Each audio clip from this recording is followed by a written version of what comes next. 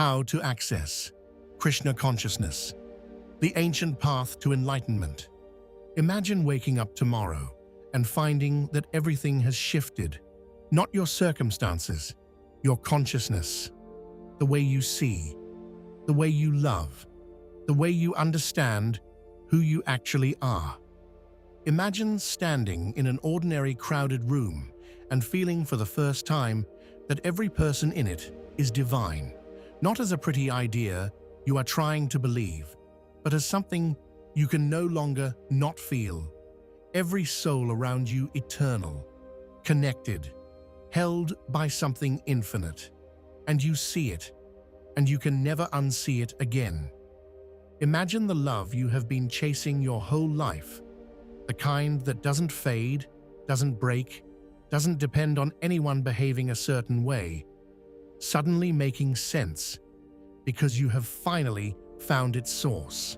And the source turns out to be infinite. And the source has been loving you the entire time.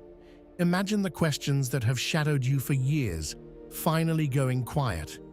Not because someone argued you into an answer, but because you have tasted one. Why am I here? What is the point of any of this? Is there something real underneath it all? Who am I beneath this body and this name? You will know, not because you read it, because you have lived it. Imagine suffering, the kind that used to flatten you, becoming a doorway instead of a dead end, because you now understand something about yourself that pain simply cannot reach. Imagine moving through an ordinary day, the work, the people, the small forgettable moments, and all of it is different, because you are different. You are awake. And running quietly underneath everything you do, there is a sweetness the ancients called the nectar, a joy that needs nothing from the world in order to exist. Imagine, at last, feeling at home, not in a place, in yourself, in your own soul, and in its unbreakable connection to the divine. This is what these teachings are for. They come from the Bhakti Rasamrita Sindhu, the ocean of the nectar of devotion, a work that gathers and crystallizes wisdom. The tradition traces back 5,000 years. It was composed by Rupa Goswami, one of the greatest spiritual masters who ever lived, and carried into the modern world by Srila Prabhupada, who founded the International Society for Krishna Consciousness and gave his life to spreading this ancient knowledge. Inside its 51 chapters is nothing less than the complete science of consciousness itself, the progressive stages of pure love that awaken your awareness one step at a time, the actual practices, hearing, chanting, remembering, serving, that switch Krishna consciousness on from the inside, a systematic, time-tested path to the highest states a human being can reach. But this is not a self-help book, and it is not theory or philosophy to file away on a shelf. The people who gave themselves to these teachings did not merely read about awakening, they lived it. Their consciousness transformed. They tasted the nectar for themselves, and everything about them changed with it. How they loved, how they saw others, how they met their own suffering, how they understood why they were alive, how they experienced joy. They became different people, not because they tried harder, because something in them woke up. This is the ancient path, proven, systematic, alive, and it is waiting for you. What you are about to hear is the complete map that leads there. Let's begin. Prologue. The one thing you already know how to do. There is one thing every living being already knows how to do, without being taught. You knew it before you could speak. You will be doing it on the last day of your life, whether you mean to or not. You know how to love. Watch a small child. First, she loves her mother and father, then her brothers and sisters, then her friends, her school, her town. As she grows, the circle widens. her country, her people, maybe in her best moments, the whole of humanity. The propensity is always there, reaching, looking for somewhere to land. Even an animal has it. A tiger, fierce as it is, will lie down and let its cubs climb over it. The capacity to love is not something we acquire. It is something we are. So if love is built into us this deeply, here is the strange thing. Why are we not happy? Why does so much love end in disappointment, exhaustion, grief? The old teachers of India had an answer that is worth sitting with.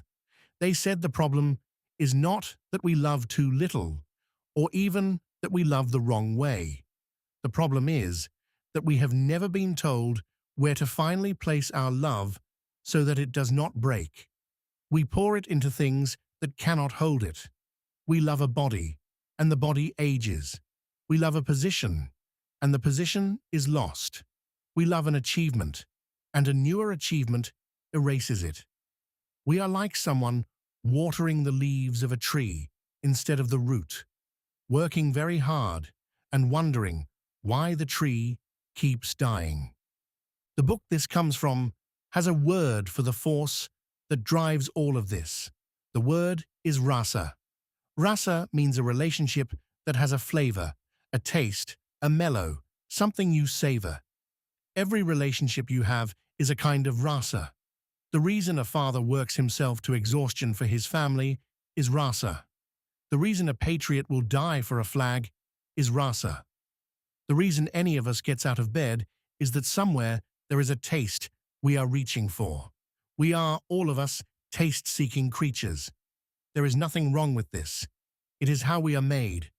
But there are two kinds of taste, and almost everything depends on telling them apart. The first kind is the ordinary kind. The teachers called it kapala sukha, flickering happiness. It is real, but it does not stay. Think of the businessman who works hard all week, and by Friday he is so depleted he has to flee somewhere to forget the very thing he worked for. Then Monday comes, and he goes back and forth, enjoyment and escape, grabbing and renouncing, never resting. That restless oscillation is the signature of flickering happiness. And the deepest problem with it is not even that it is short, it is that it ends completely. Whatever you build out of ordinary rasa, however magnificent, is finished the day your life is finished. Every relationship founded only on the body terminates with the body. For the person who has built everything on that foundation, death is not a passage. Death is the end of the story. The second kind of taste is different.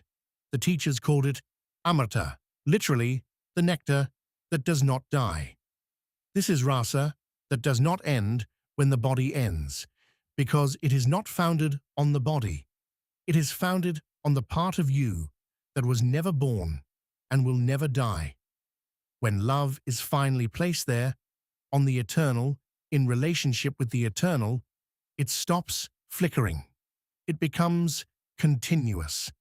It becomes the one taste that grows sweeter rather than staler with time. That second kind of love has a name in this tradition. The name is bhakti, devotion. And the whole purpose of this book is breathtakingly simple. It is not to give you a new religion or a new set of rules.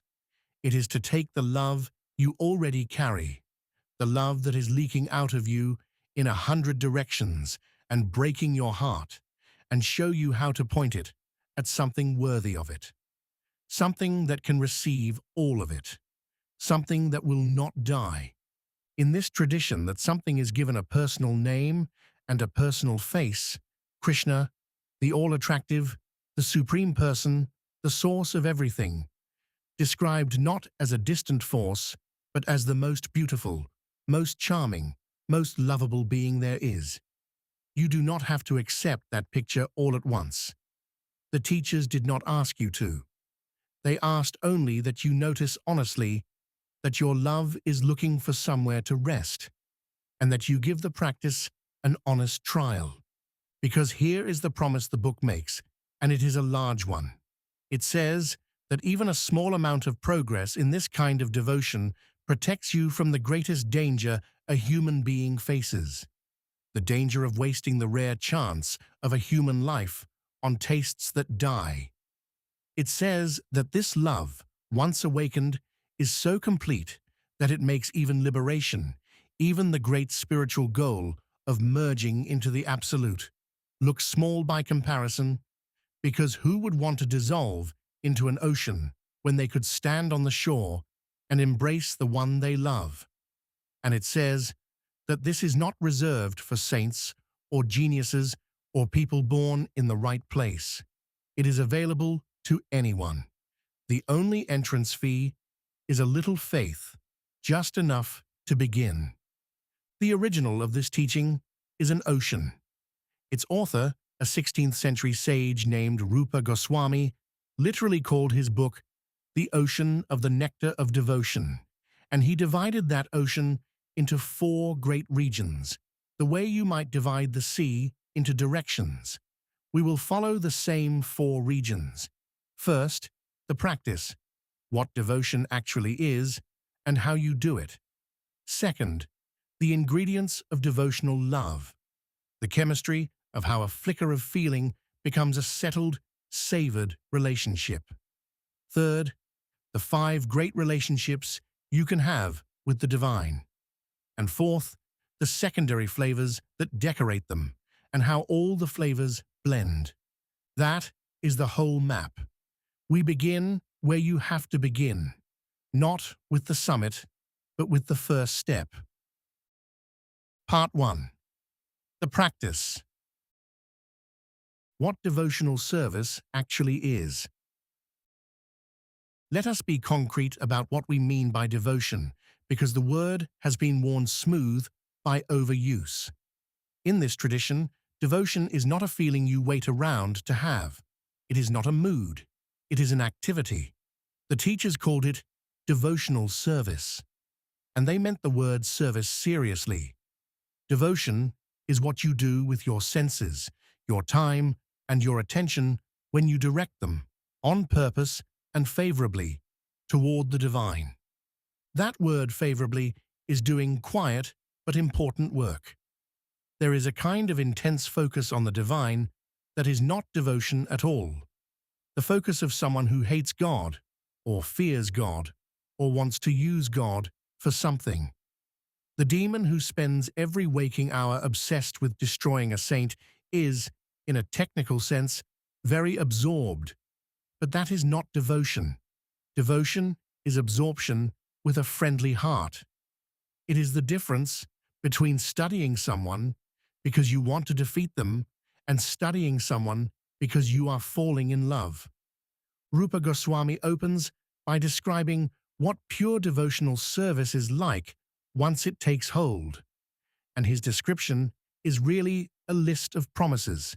He says, first, that it ends material distress, not by changing your circumstances, but by changing your relationship to them, so that the things that used to crush you simply lose their grip. Second, he says it is the beginning of all good fortune. It draws auspiciousness to a life the way a magnet draws iron. Third, he says it is rare. Most people never even hear of it, and of those who hear, few seriously attempt it. So to be in a position to try it at all is already a kind of luck. Fourth, and this is the one that startles people, he says it makes liberation itself seem trivial. The seeker who tastes devotion stops being interested in being released from existence because they have found something they would not want to be released from. Fifth, he says it is hard to obtain in its pure form because the pure form has no shadow of selfishness in it, and we are very selfish. And finally, he says that at its heart, it is an ocean of bliss, and that it attracts the attention and the affection of the Supreme Person himself. Hold that last point, because it reframes everything. In most spiritual paths, The human being is straining upward toward a God who is distant and hard to reach. Here, the claim is reversed. The claim is that when you love sincerely, you become attractive to the divine. You do not have to climb all the way up. You have to become someone the most beautiful person in existence wants to come down to. Devotion, in this view, is less like a difficult ascent and more like becoming lovable. Who is allowed to do this? Now, the obvious worry: if this is so high, surely it is only for the qualified, the renounced, the learned, the morally spotless, the ones born into the right tradition. The book's answer is a flat no, and it is one of the most radical things in it. Devotion has no entrance requirements except sincerity. It does not require you to first become a scholar, because love is not an exam. It does not require you to first conquer all your faults, because, and this is the heart of it, the practice itself is what conquers your faults. You do not clean yourself up in order to be allowed to love. The loving is the cleaning. It does not even require you to be born in any particular community. The tradition is emphatic on this point and tells the story over and over. It took a government minister serving a foreign court, a man cast out of polite religious society, and made him into one of its greatest saints, the very Rupa Goswami whose book this is. It made a man born outside the fold into the master teacher of the holy name. The principle, stated plainly, is that anyone who knows the science of love and practices it stands higher than someone born into the most respected lineage who does not. So the eligibility is universal. The only thing being asked of the beginner is a particular small thing called faith. And in this context, faith does not mean certainty, and it does not mean belief without evidence. It means something humbler and more practical. It means a working confidence that this is worth a try, enough trust to actually begin and actually continue for a while before demanding proof. That is the whole price of admission. Everything else is built by the practice itself. Why it is greater than liberation. It is worth pausing on the claim that devotion surpasses liberation, because to a lot of spiritual seekers, that sounds backwards. Isn't liberation, moksha, release, freedom from the whole cycle of birth and death, the highest goal? The teacher's reply is a kind of gentle redirection. They say liberation is real and good, but it is a negative achievement. It is the end of suffering, the cessation of bondage. It tells you what you are escaping from. It does not by itself tell you what you are escaping to. And the deepest hunger in a person is not just to stop hurting. It is to love and be loved. A prisoner released from his cell is grateful, but if outside the cell there is only an empty white room forever, the freedom curdles. What the devotee wants is not the empty room. The devotee wants the embrace. And so, the book says, for one who has tasted devotional love, liberation arrives almost as a side effect, unasked for and barely noticed, the way good health quietly follows from a good life. They were not aiming at freedom. They were aiming at love. Freedom came along anyway, trailing behind. The purity of the thing, and the one fatal contaminant. If there is a single sentence that defines pure devotion in this whole tradition, it is short and severe. Pure devotion is favorable service to the divine, free from every other desire, and uncovered by the calculations of knowledge-seeking or result-seeking. Unpack the severe part. The poison that ruins devotion is not sin in the ordinary sense. It is ulterior motive. The moment you love the divine in order to get something else, wealth, health, status, even your own salvation, You have introduced a second master, and divided love is no longer pure love. This does not mean a beginner has to be free of all such motives from day one. Almost no one is. It means you should know which direction you are walking. The beginner who comes wanting something, but who keeps practicing, will find the wanting slowly burn off, the way fog burns off as the sun climbs. What matters is that the practice points toward a love that asks for nothing in return, but more chances to love. The book illustrates this with two people who came to the divine for the most ordinary reasons and were transformed in the coming. The first is a boy named Dhruva, a small prince who had been insulted and pushed aside, and who marched off into the forest determined to perform such severe austerities that the Lord would have to appear and grant him a kingdom greater than the one denied him. His motive at the start was nothing but wounded pride and ambition. But the practice did its work on him, as practice does, and by the time the Lord actually appeared before him, the boy had been so changed by the long discipline of seeking that he no longer wanted the kingdom at all. He stood before the thing he had come for and found, to his own astonishment, that the wanting had quietly burned away and left only love. The second is the story the tradition tells of an elephant, a great king of beasts seized by a crocodile at the edge of a lake, who, in the extremity of his terror and helplessness, cried out to the divine for nothing more than rescue. He came with the rawest, most self-interested prayer there is, "Save me." And he too was lifted by that crying out into pure devotion. The teaching in both is the same, and it is enormously encouraging. You do not have to arrive with a pure motive. Almost no one does. You have to arrive and keep going, and let the practice purify the motive you came in with. The fog burns off in the walking. This is also why the tradition is suspicious of two respectable-looking detours. One is the path of bare philosophical knowledge, endlessly analyzing the nature of reality. The other is the path of pious works done for reward. Both are fine as far as they go. But used as substitutes for devotion, they become subtle forms of self-interest. I will understand my way to salvation, or I will earn my way to salvation.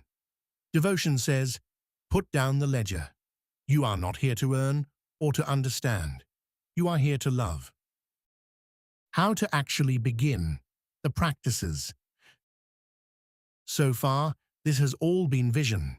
Now the book gets practical, and this is where it becomes a manual. How does an ordinary person, starting from scratch, actually do this? The first and most important answer is not alone.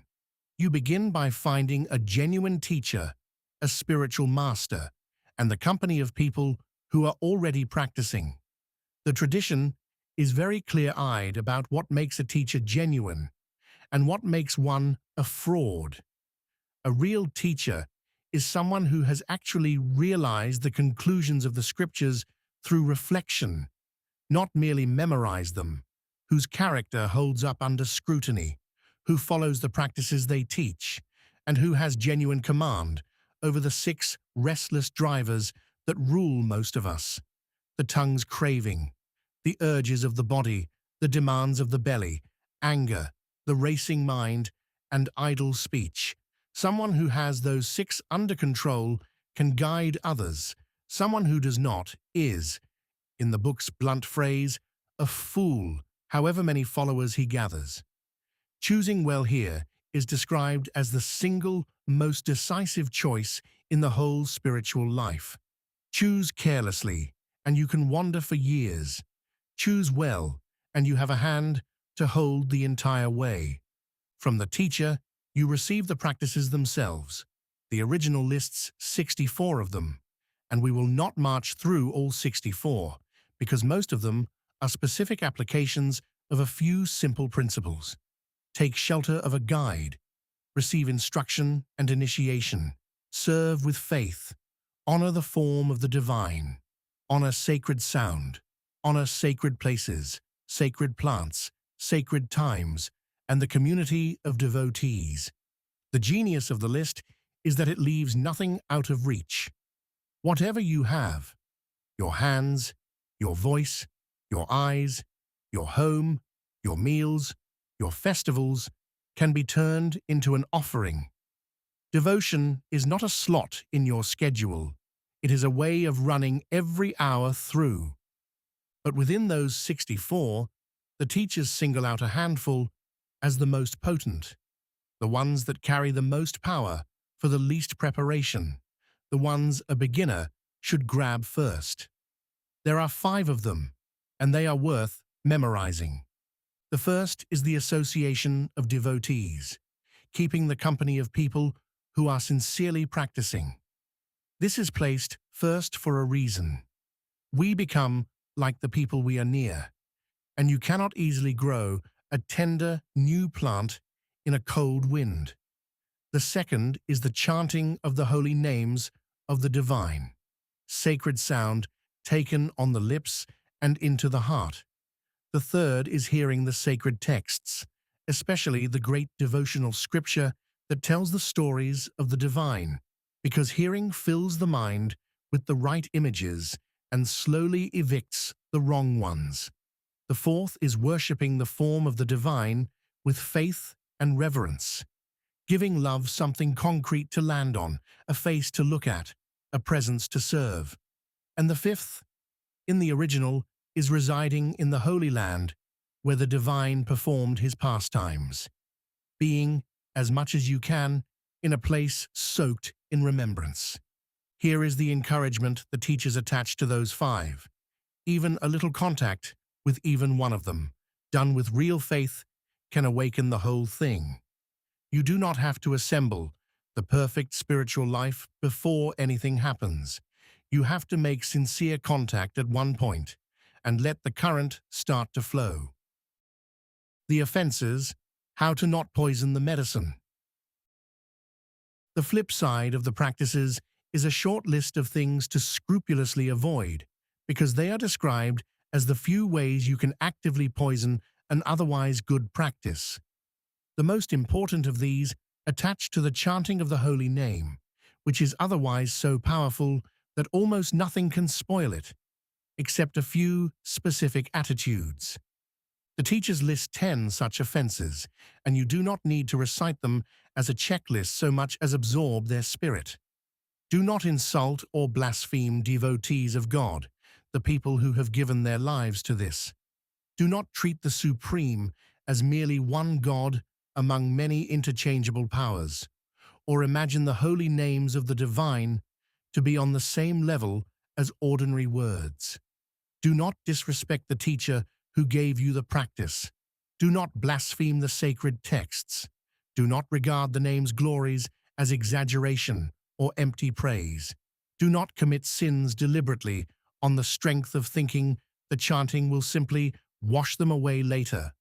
That is using the medicine as a license to keep eating poison, and it is named as one of the gravest offenses precisely because it turns the holy name into a loophole.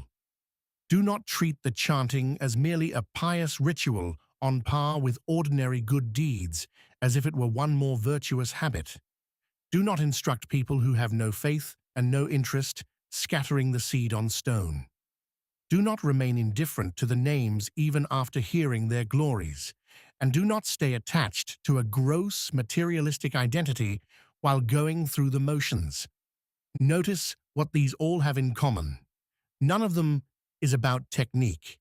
Every one of them is about attitude, about contempt, about insincerity, about treating something living as if it were dead.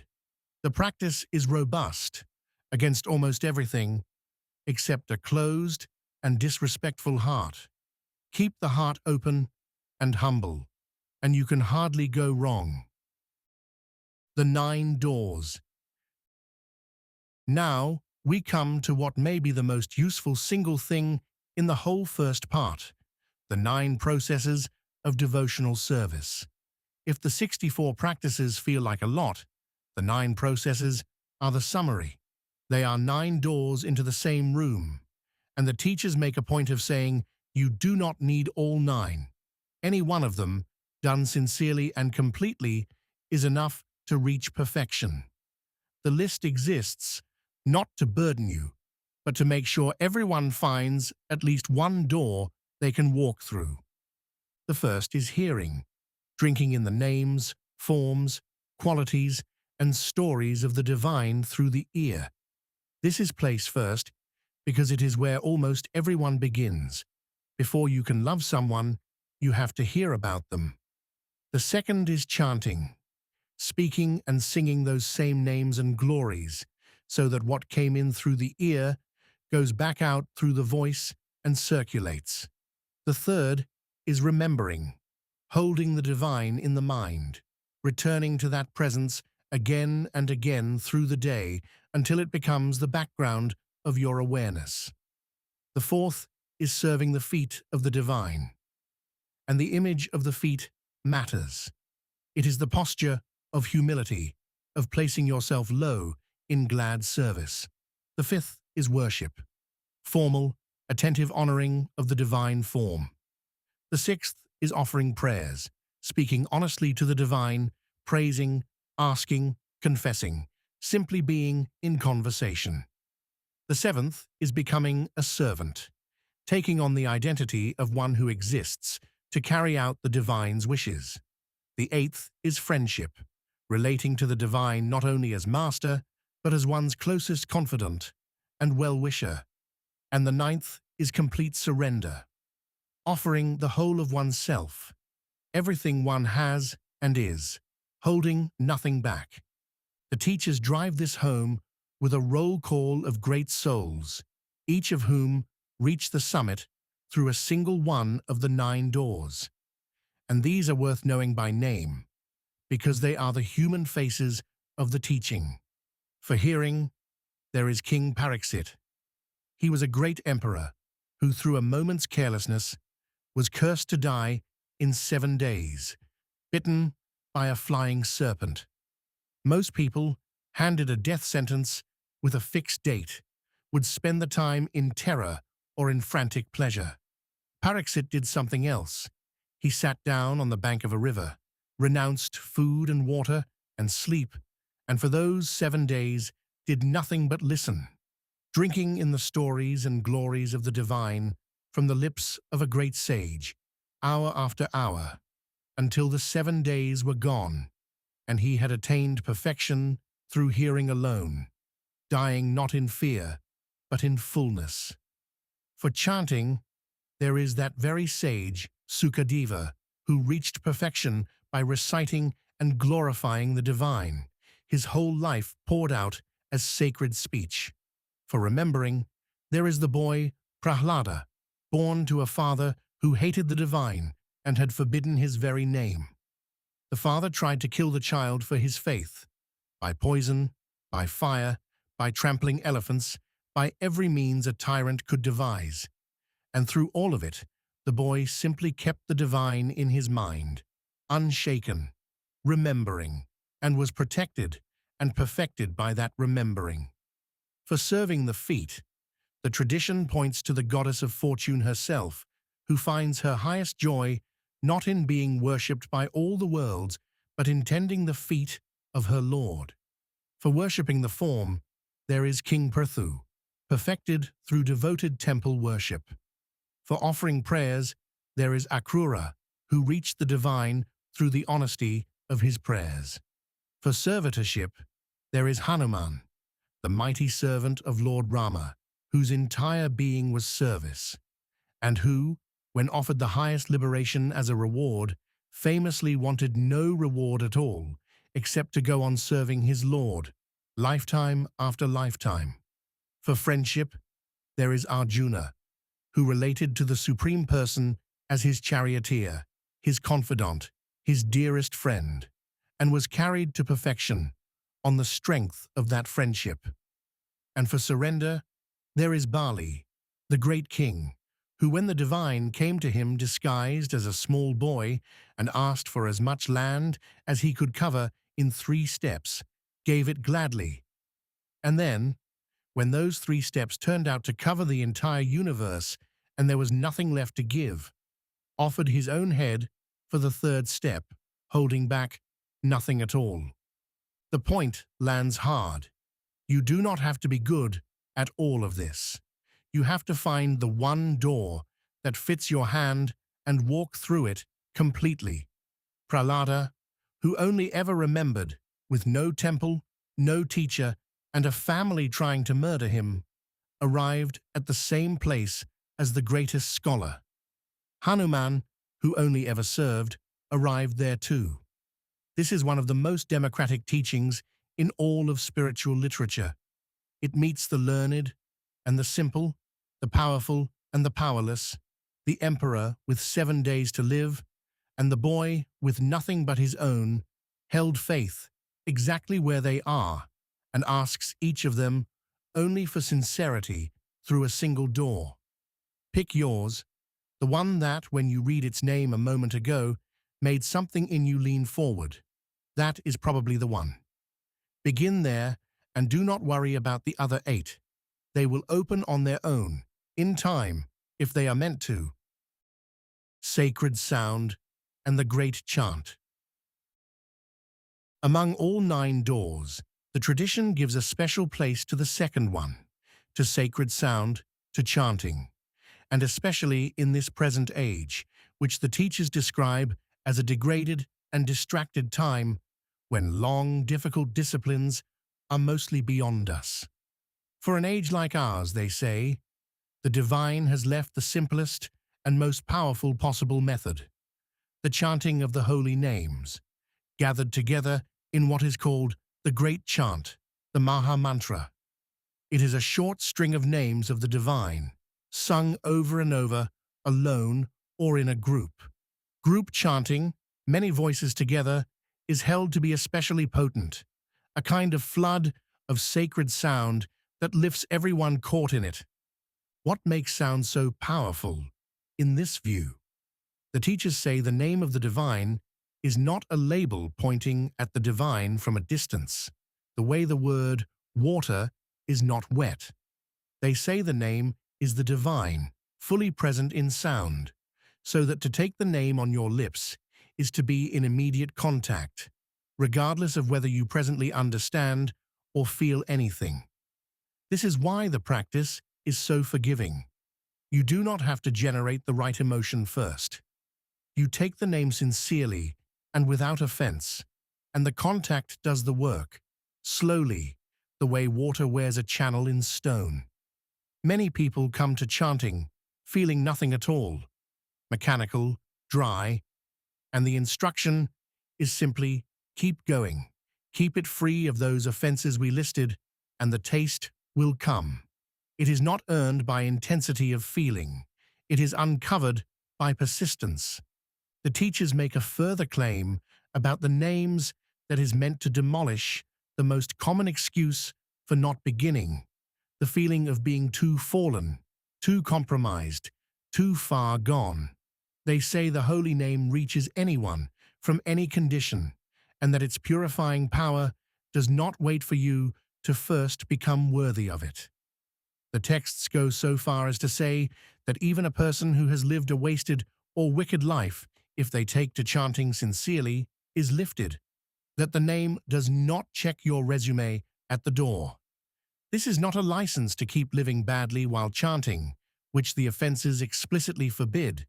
It is a promise that your past is not a disqualification.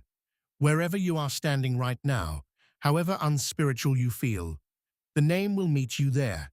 There is no antechamber you must clean yourself up in before you are allowed to begin. You begin by beginning, on the lips, today, exactly as you are. What this looks like on an ordinary Tuesday. It is worth pausing the philosophy to picture the practice as a real life, because the original is full of concrete, almost homely instruction about the texture of a devotional day, and that grounded practicality is part of its genius. This is not a path of dramatic gestures. It is a path of small, repeated turnings of the attention, woven through an ordinary life until the ordinary life is quietly transformed. It tends to begin early. The teachers favored the hours before dawn for the most concentrated practice, when the world is still and the mind is least cluttered, a time to chant, to sit, to greet the day in the company of the divine before the day's demands arrive. Through the day, the practice is less about adding new activities than about converting the activities already there. Meals become an offering. Food, first offered to the divine with gratitude, and then taken as something sanctified, so that even eating, the most animal of necessities, is folded into the relationship. Work is done as service, rather than for its own sake. The names are kept turning quietly under the surface of whatever the hands are doing. The senses, instead of being starved or indulged, are simply pointed. The eyes toward sacred images, the ears toward sacred sound and story, the tongue toward both sacred food and sacred names. The tradition's model for this whole life conversion is a king named Ambarisa, and his example is worth holding on to because it shows the practice as a complete day rather than a single ritual. He fixed his mind on the divine. He engaged his words in describing the divine's pastimes. He used his hands to clean and care for the temple. He gave his ears to hearing the sacred glories, his eyes to gazing on the sacred form, his body to the company of devotees, his nose to the fragrance of the flowers offered in worship, his tongue to the sanctified food. Every faculty he had, he turned toward the one object, not by adding a religious hour onto a secular day, but by running the entire day through the relationship. He was a ruler with an empire to govern and a family to keep. He did not retreat to a forest. He simply ruled and lived and did all of it as an offering. That is the template. The practice is not a slot in the day. It is a lens. The whole day is seen and lived through. The teachers recommended simplicity in living, not grim poverty, but a deliberate lightness, the freeing of time and attention from the endless project of acquiring and maintaining more than one needs. They recommended marking certain days as different, regular days of lighter eating and intensified practice when the body is quieted so the heart can be louder. And above everything practical, they recommended community, regular contact with others on the same path, because the single hardest thing about this practice is sustaining it alone against the steady pull of a world organized around the flickering tastes, and the single easiest support is the company of people pulling the other way. None of this requires you to leave your life. That is the point worth underlining, because people hear devotion and imagine they must abandon their family, their work, their world. The teaching is almost the opposite. Stay exactly where you are and convert it. The cowherds and milkmaids the tradition holds up as the highest lovers of the divine were not renunciates in a cave. They were villagers with chores and families and ordinary days who simply did all of it soaked in love. Your ordinary Tuesday is not an obstacle to the practice. Your ordinary Tuesday is the material the practice is made of. The obstacles, honestly named. It would be dishonest to describe this practice without describing what fights it, because everyone who has ever attempted it has met the same three obstacles, and meeting them unprepared is what makes people conclude they are uniquely unsuited and quietly give up. The first obstacle is the wandering mind. You sit to chant or to remember, and within seconds the mind has fled to a grievance from last Tuesday, a worry about money, a fragment of a song. The teachers were not naive about this. They knew the mind is restless by nature, harder to hold than the wind. But their counsel is steadying. Do not fight the mind, and do not despair at its wandering. Simply gently bring it back, and then back again, and back again, 10,000 times without irritation. The bringing back is not the interruption of the practice. The bringing back is the practice. Every time you notice you have drifted and return, you have strengthened exactly the muscle the whole path depends on. A mind that wandered 1,000 times in an hour and was returned 1,000 times has done excellent work, not poor work. The second obstacle is doubt, the cold voice that asks in the dry stretches whether any of this is real, whether you are talking to anyone at all, whether you are wasting your one life on a beautiful story. The teachers did not treat doubt as a sin to be suppressed. They treated it as weather to be outlasted. Faith here, remember, is not certainty. It is a working confidence that lets you keep going through the doubt, rather than waiting for the doubt to vanish first. The doubt thins in their experience, not by being argued down, but by being outlived, by the slow accumulation of small tastes and small changes that eventually become impossible to explain away. You do not resolve the doubt and then practice. You practice through the doubt, and one day notice the doubt has quietly left the room. The third obstacle is the sheer gravity of old habits, the deep grooves of a life organized around the flickering tastes, which keep pulling the attention back down, no matter how sincerely you reach up. This is the most discouraging obstacle, because it can feel like the practice is not working at all, like you are exactly the same person you always were. But this is precisely the obstacle the teachers were most reassuring about, because its removal is the great hidden work of the dry stretch we have already named. The old grooves do not have to be torn out by force. They wear away slowly as a new and better groove is cut by daily practice, until one day you reach for an old habit out of reflex and find, to your surprise, that the pull is simply gone, crowded out by something you would now rather have. You did not defeat it. You outgrew it. And that is how nearly all of this works. Not by violent self-conquest, but by patiently feeding the better thing until the lesser things fall away on their own for lack of room. From regulation to spontaneity. Now, an honest map of the path has to show the road changing under your feet, because it does. In the beginning, devotion is regulated. You do it because you are supposed to, on a schedule, by the rules, often without much feeling. You chant a fixed number of rounds. You rise at a set hour.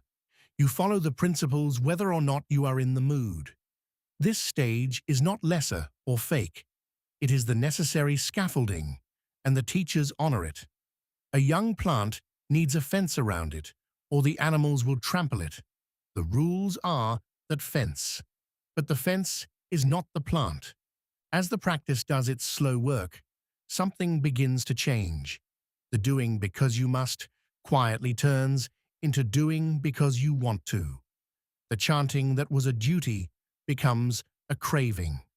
You find yourself reaching for the practice the way you reach for the company of someone you have fallen in love with. This second stage is called spontaneous devotion, and it is the goal of the first stage. When devotion becomes spontaneous, when it flows from attraction rather than obligation, you have crossed from the outer practice into the inner reality. The teachers describe the great residence of the divine's eternal abode as the model here. They never once consulted a rulebook. They simply loved helplessly and completely, the way a mother does not follow regulations to love her child. So the regulations are not the religion. They are the training wheels. You pedal by the rules until the day you find you are simply riding. And then you ride. The ladder of stages. The book gives us a precise map of how the change happens, stage by stage, and it is worth walking up this ladder slowly, because recognizing which rung you are on is enormously steadying. When the practice feels dry, it usually means you are on a lower rung than you wish. Not that the path has failed. It begins with faith, that small working confidence that this is worth doing. Faith leads you to the second rung, the company of advanced devotees, where faith is fed and grows. From that company comes the third rung. You begin to actually practice, taking up the disciplines under guidance. Real practice produces the fourth rung, and this one is the great turning point, the gradual disappearance of unwanted habits and obsessions, the things that used to run your life simply losing their hold, falling away, not because you white-knuckled them into submission, but because something better moved in and crowded them out. With the clutter gone comes the fifth rung, steadiness, where your faith stops wobbling and becomes a fixed thing you no longer have to defend to yourself every morning. From steadiness arises the sixth rung, taste. And this is the first time the practice becomes sweet, the first time you do it not as medicine, but as pleasure. Taste deepens into the seventh rung, attachment, a genuine emotional bond, where being away from the practice feels like being away from someone you love. And attachment ripens into the eighth rung, bhava, the dawn of ecstatic love, a soft, melting condition where the heart genuinely turns toward the divine and the first real waves of feeling break through. And then, at the very top, the ninth rung, prema, pure love of God, the fully matured, unbreakable, all-consuming love that is the whole point of human existence, the state in which the teachers say a person becomes so absorbed in transcendental joy that the ordinary pains and pleasures of the body simply no longer reach them. This is the destination. Everything in the first part of the book, every practice, every rule, every offense to avoid, exists only to bring an ordinary person, one honest rung at a time, up this ladder from a flicker of faith to the blaze of pure love. It is worth seeing how ordinarily the climb can begin, because the tradition is careful to show that the first rung is genuinely within anyone's reach. It tells of a great assembly of sages who gathered in a forest with no grand qualification beyond an honest curiosity and a willingness to inquire. They simply kept asking sincere questions about the divine and kept listening, in good company, to the answers. From nothing more than that, earnest inquiry and steady hearing among devotees, their faith took root, and root by root, they climbed the whole ladder into pure devotion. The encouragement is plain. You do not need to begin with love or even with belief. You can begin with a question, asked honestly, in the right company. Faith is not the price of admission you must somehow produce in advance. It is the first thing the practice itself grows in you. Bring your curiosity and your willingness to listen, and the first rung is already under your foot. That is the practice. That is the whole of how you begin and how you climb. The rest of the book is about what is waiting at the top, and about the astonishing, detailed anatomy of love itself. Part 2. The Ingredients of Love. What a mellow is made of. We have used the word rasa, mellow, flavor, savored relationship, many times now. In the second part of the book, Rupa Goswami does something remarkable. He takes love apart, not to dissect it coldly, but the way a master chef might explain a sauce, naming each ingredient so that you understand why the finished thing tastes the way it does. He borrows the framework from the old Indian science of dramatic emotion, where playwrights had worked out, over centuries, exactly how a feeling is produced in an audience. And he says, the same chemistry that makes you weep at a play is the chemistry by which love of God matures in the heart. Devotion is not vague. It has parts. A complete rasa, he says, is made of 4 kinds of ingredient combining around a core. Let us name them, because once you can name them, you start to notice them in your own experience. The core is the lasting emotion, the staibhava. This is the permanent, settled feeling at the center of a relationship, the one that does not come and go. In ordinary life, your lasting emotion toward your closest friend is a steady affection that persists whether or not you are together, whether you are pleased or annoyed in the moment. In devotion, this lasting central emotion is what eventually defines which of the great relationships you have with the divine.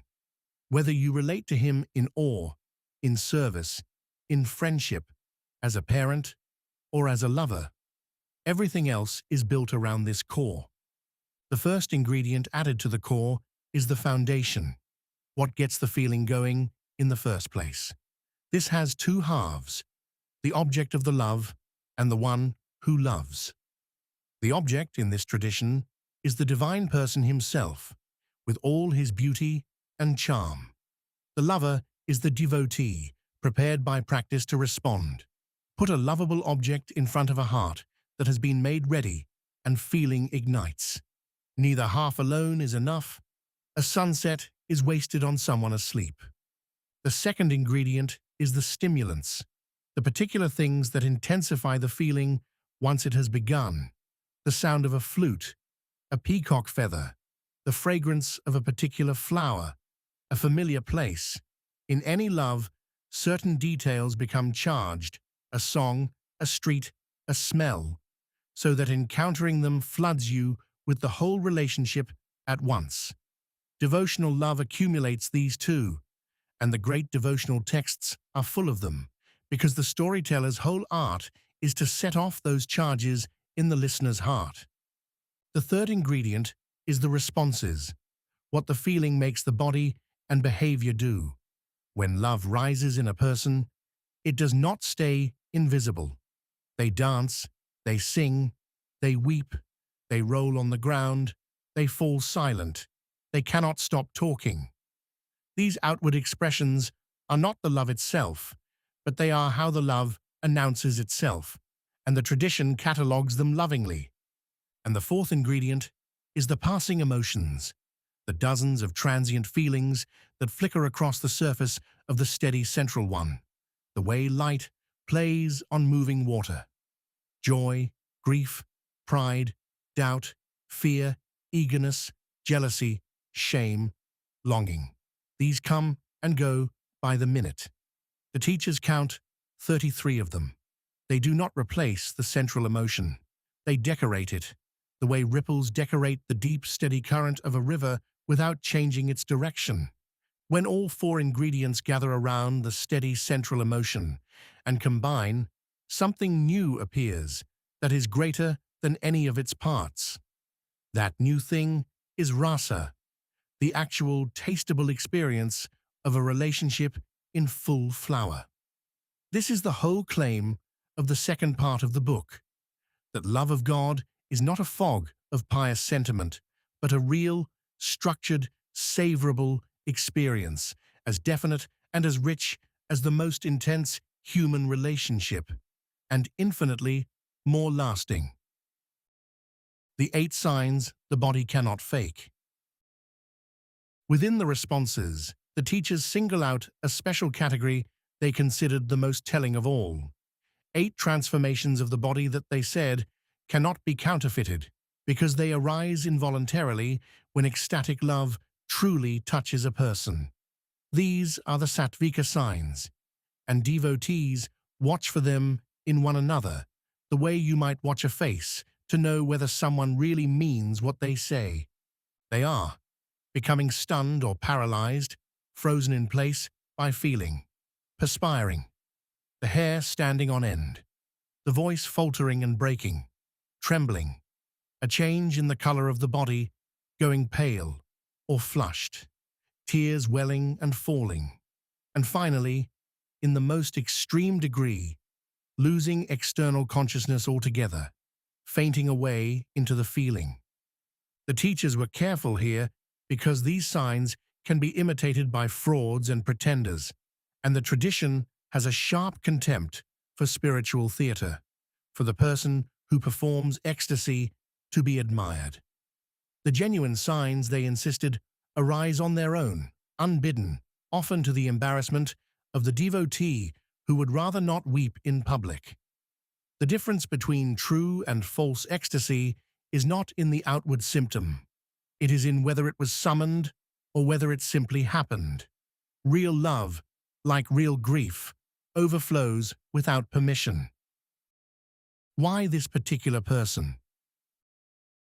All of this raises the question that the second part of the book exists to answer. If love needs a worthy object, if the whole engine of devotion depends on having something genuinely lovable to point the heart at, then why this person? Why is the divine, conceived as Krishna, presented as the supreme object of love, the one being who can absorb the full force of a human heart without ever disappointing it? The book answers by describing his qualities. And here, it does something audacious. It catalogues the qualities that make any being attractive, and then claims that this one possesses every single one of them, completely, all at once, forever. It begins with 50 qualities that can be found in small measure in great souls, and found in full only in him. He is beautiful in every feature. He bears every mark of good fortune. He is pleasing to look upon, radiant, strong, and eternally youthful. He is brilliant with language, able to speak to anyone in their own tongue, and what he says is always truthful and always sweet to hear. He is deeply learned, intelligent, ingenious, artistic, and clever. He is grateful. He never forgets a kindness. He is firmly resolved, an expert judge of the right moment, and he speaks always on the authority of what is true. He is pure, self-controlled, steady, forbearing, and forgiving. He is grave and self-satisfied, perfectly balanced, never thrown off center. He is magnanimous, deeply principled, heroic, and compassionate. He is respectful to others, gentle, generous, and, surprisingly, shy, possessed of a tender modesty. He is the protector of anyone who surrenders to him. He is happy in himself, and he is the well-wisher of all who love him. And here is the quality that the devotees treasure above the rest. He is controlled by love. The supreme controller of everything allows himself to be controlled by the love of his devotees, the way a parent who could command a child instead melts and does whatever the child wants. He is all-auspicious, all-powerful, famous throughout existence, beloved, partial to his devotees, attractive to all, worthy of everyone's worship, possessed of every opulence, worthy of all honor, and finally, the supreme controller of all that is. The teachers add another 5 qualities that lift him above even the great cosmic forms of the divine. He is changeless, all-knowing, ever fresh, eternal, in a body of pure being and bliss, and in command of every mystic perfection. They add 5 more that belong to his supreme nature. He holds inconceivable power. Countless universes arise from him. He is the original source of every divine descent into the world. He grants liberation even to the enemies he is forced to strike down. And he draws even fully liberated souls back into the sweetness of his company. And then they name 4 final qualities, the rarest of all, found in him and nowhere else. He performs astonishing varieties of intimate, playful pastimes. He is surrounded by devotees whose love for him is itself a wonder. He plays a flute whose sound enchants all of creation, and his personal beauty is so overwhelming that it captivates everyone, everywhere, without exception. 64 qualities in all. You do not need to retain the catalogue. You need to retain the point of it, which is this: the longing in a human heart is essentially infinite. We always want a little more than any object can give. We love a person and then quietly wish they were also wiser or kinder or did not age. Every finite object eventually shows us its edge, and at the edge our love stubs its toe and bruises. The claim of the book is that here, finally, is an object with no edge, a being in whom every quality you have ever loved in anyone is present without limit and without end. To love him is to love without ever again hitting a wall. That is why the teachers call him the proper resting place of the loving propensity, not because other loves are bad, but because they are bounded, and the heart is not. The ones who already love him. But a worthy object is only half of the foundation. The other half is a heart prepared to respond. And so the book turns, with great tenderness, to the devotees themselves, the ones in whom love has already matured. They matter for a practical reason. The surest way to learn how to love is to keep company with people who already do. Their love is contagious. Standing near it, your own begins to warm. The book describes a whole spectrum of devotees, from the beginner taking the first regulated steps to the one in whom taste has awakened, to the perfected souls whose every breath is love. And it makes a striking promise about them. The same 64 qualities that exist in fullness in the divine begin to appear, in small and growing measure, in his sincere devotees. Love makes the lover resemble the beloved. The person who genuinely devotes themselves becomes, slowly, more truthful, more gentle, more fearless, more kind, not by effort, not by gritting their teeth at a list of virtues, but as a natural side effect of keeping their heart fixed on someone in whom those qualities live. You become what you adore.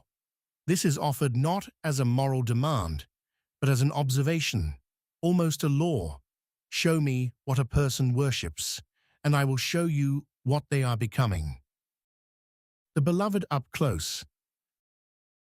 Because everything in the path depends on having a real and vivid sense of whom you are loving, the teachers spend a great deal of care painting the beloved in detail, not as an abstract principle, but as a living person with an age, a temperament, a home, and a circle of friends. Vague love stays vague. Particular love grows roots. They describe his ages, because love attaches to a particular form. There is his infancy and toddlerhood, the age of the helpless, mischievous, irresistible child who steals butter and breaks pots and is forgiven everything for his charm. There is his boyhood, the age of the cowherd, running in the meadows, playing in the dust, inventing games. And there is the age the tradition cherishes most, the threshold of youth, the season of his flute playing in the forest, the age in which his beauty reaches its full sweetness. Different devotees love him most in different ages, the way a mother may treasure her child's infancy while a friend treasures his prime. And the tradition makes room for all of these. They describe his temperament, drawing on the old categories of the heroic character, the hero who is grave and generous and self-controlled, who is never shaken, who is gentle and witty and deeply kind, who bears every good quality at once. They describe how he behaves differently with different devotees, becoming exactly what each relationship needs him to be, commanding with his servants easy with his friends, helpless and sweet with his parents, irresistibly charming with those who love him as the lover. He is not a fixed statue of a god. He is endlessly responsive, meeting each heart in the shape that heart can hold. And they describe his home, the eternal pastoral land that is the setting for all of this, a place of forests and rivers and cattle and flowering trees, described as the innermost and sweetest region of the spiritual world, where the divine sets aside all his majesty and lives simply as the most beloved person in a village of people who adore him. This is important for the practitioner, because the tradition holds that one of the most potent of all practices is to dwell, in mind if not in body, in that remembered landscape, to fill the imagination with its details until it becomes more real than the street outside the window. You become a citizen of wherever your attention lives. The teachers invite you, gently and persistently, to take up residence in the playground of the divine. When a feeling becomes an ecstasy. The teachers were also precise about the difference between an ordinary good feeling and a genuine ecstasy, because they did not want sincere people fooling themselves, and they did not want them discouraged either. They described love deepening through recognizable degrees, like a fire growing from an ember. At first, there is only a smoldering, a feeling that flickers and is easily hidden, that comes and goes, that a person can keep entirely to themselves. As it grows, it begins to smoke. It can no longer be fully concealed. It leaks out in a softened voice, a brightened face, a restlessness, and in its full degree, it blazes. It can no longer be controlled at all, and it breaks out openly in the unmistakable signs we named earlier, the tears and trembling and faltering speech that the body cannot manufacture on command. The reason for naming these degrees was kindness, not classification. A beginner whose love is still only an ember can look at a great devotee blazing with ecstatic tears and conclude wrongly that they themselves have nothing, that they have failed. The teaching of the degrees says, no. The ember is the same fire as the blaze. The smolder is not a different thing from the inferno. It is its infancy. What matters is not the size of the flame today, but that it is genuinely lit and genuinely tended. The smallest true ember, kept and fed, becomes the blaze. And the teachers add a sobering compliment, a great display with no real fire underneath. Performed tears, manufactured trembling, is worth nothing however impressive. The whole measure is sincerity, not spectacle. A quiet heart with a true ember is infinitely ahead of a loud one with none. The chemistry in one scene. All of this analysis can feel abstract until you watch it work in a single moment. So let us take one and run it through the framework, because seeing the parts assemble in real time is the fastest way to understand them. Picture the most famous scene in the whole tradition. It is night in the pastoral village. The divine, in the fullness of his youthful beauty, walks into the forest and begins to play his flute. And across the village, in their homes, the women who love him hear it. Watch the ingredients assemble. The foundation is here, in both its halves. The object of love is the divine himself, supremely beautiful, and the lovers are the women, hearts long since prepared by love to respond instantly. The stimulant is the sound of the flute, the single charge detail that sets everything off. The way one bar of a particular song can collapse you. The responses come immediately. They drop what they are holding, leave conversations mid-sentence, abandon their tasks and their safety and the opinion of everyone watching, and move toward the sound as if pulled by a tide. Across their faces and bodies play the passing emotions: eagerness, anxiety, a flash of doubt, an ache of longing, a flicker of pride, helpless joy, dozens of feelings rippling across the surface within minutes. And underneath all of it, steady and unchanging, is the lasting central emotion: their deep, settled, total love for him, which all the surface ripples only decorate.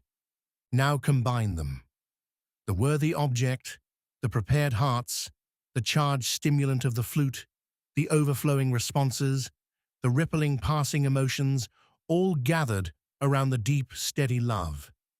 And what comes into being is not a list of components, but a single, overwhelming experience, a rasa, the tasted reality of a relationship in full bloom. That is the whole machinery of Part 2, working in one scene. And the teacher's point in laying out the machinery was never to reduce love to a recipe. It was the opposite: to show that what looks from the outside like vague religious emotion is in fact as structured, as particular, and as real as the most intense experience a human being can have. Only it does not end. So when you hear these stories, you are not merely hearing pleasant mythology, you are being handed the stimulants directly. The storyteller is playing the flute for you, setting off the charges in your own heart, so that the same chemistry can begin, in its small way, to assemble in you. How the feeling is stirred, and how it shows. The book then lingers, in its own right, on the things that stir devotional love, and the ways it shows itself, because these are the texture of the relationship, the part you actually live in day to day. The stimulants of devotional love are, above all, the names, the forms, the qualities, and the stories of the divine, and the devotees who carry them. Hearing a particular pastime, seeing a particular image, catching the sound of a particular song, being among people who love what you love, these set off the charge. This is the entire reason the practice puts so much weight on hearing and on holy company. You are not just collecting information.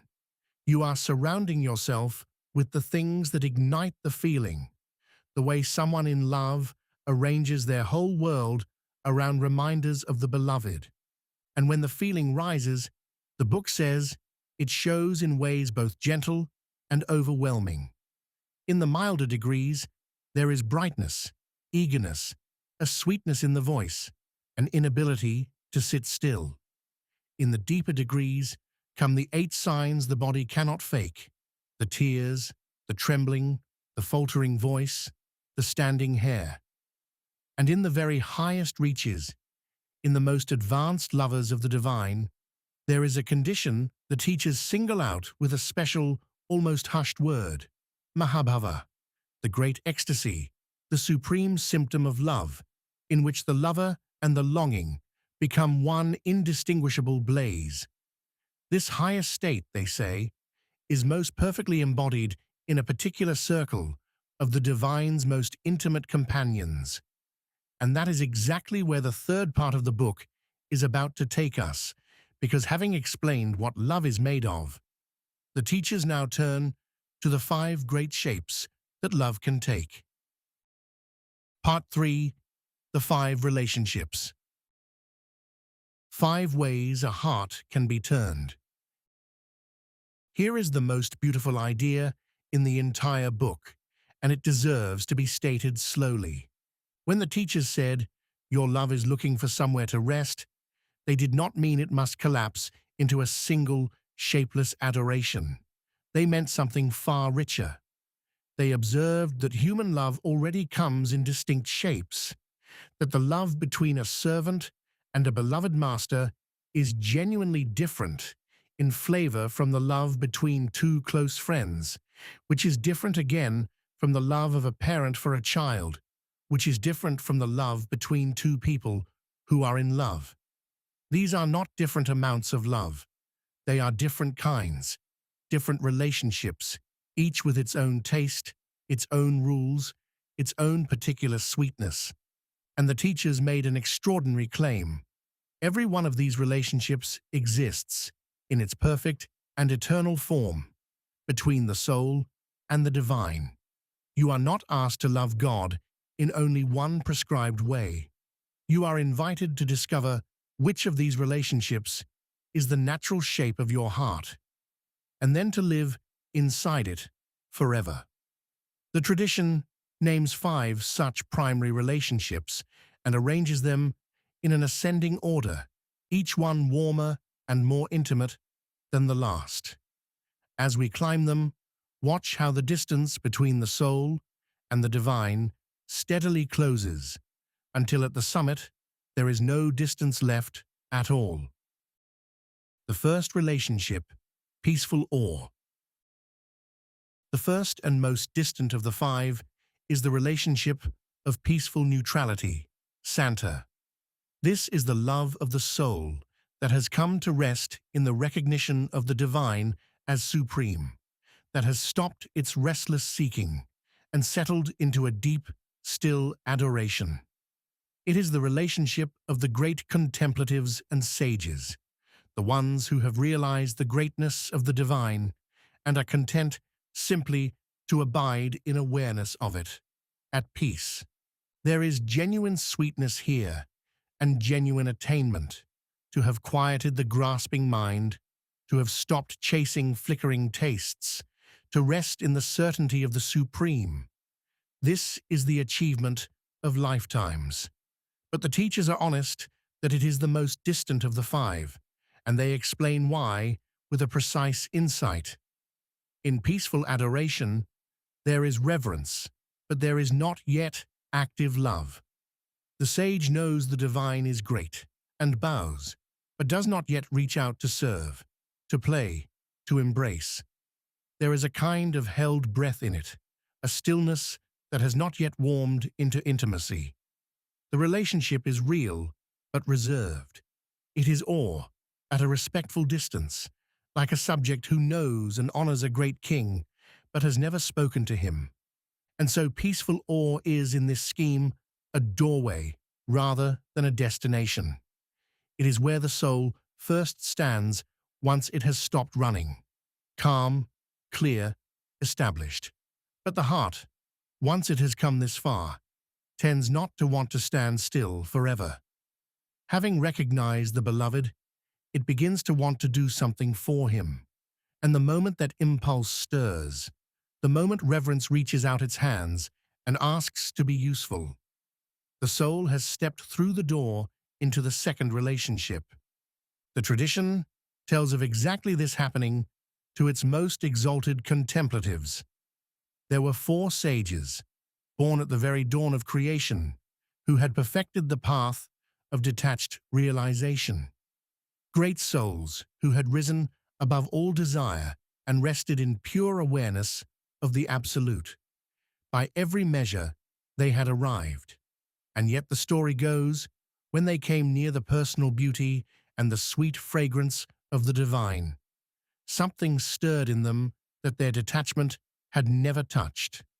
Their settled, impersonal peace warmed against all their training into personal love, and these masters of dispassion found themselves becoming devotees.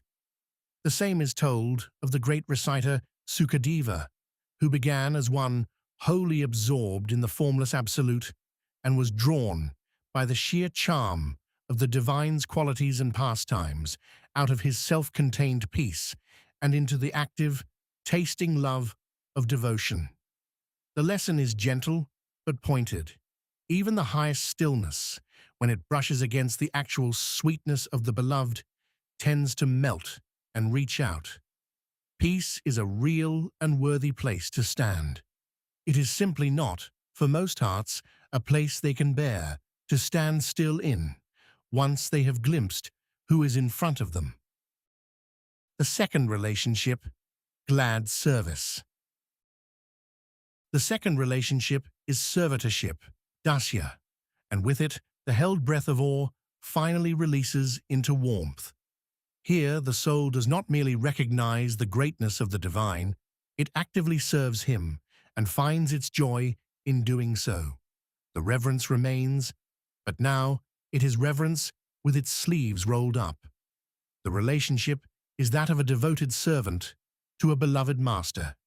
And we must be careful because in our world, the word servant carries the bruise of compulsion and indignity. Strip that away. The servitorship the teachers mean is the gladdest thing imaginable, the joy of a person who has found someone so worthy that to serve them is not a burden, but an honor and a delight.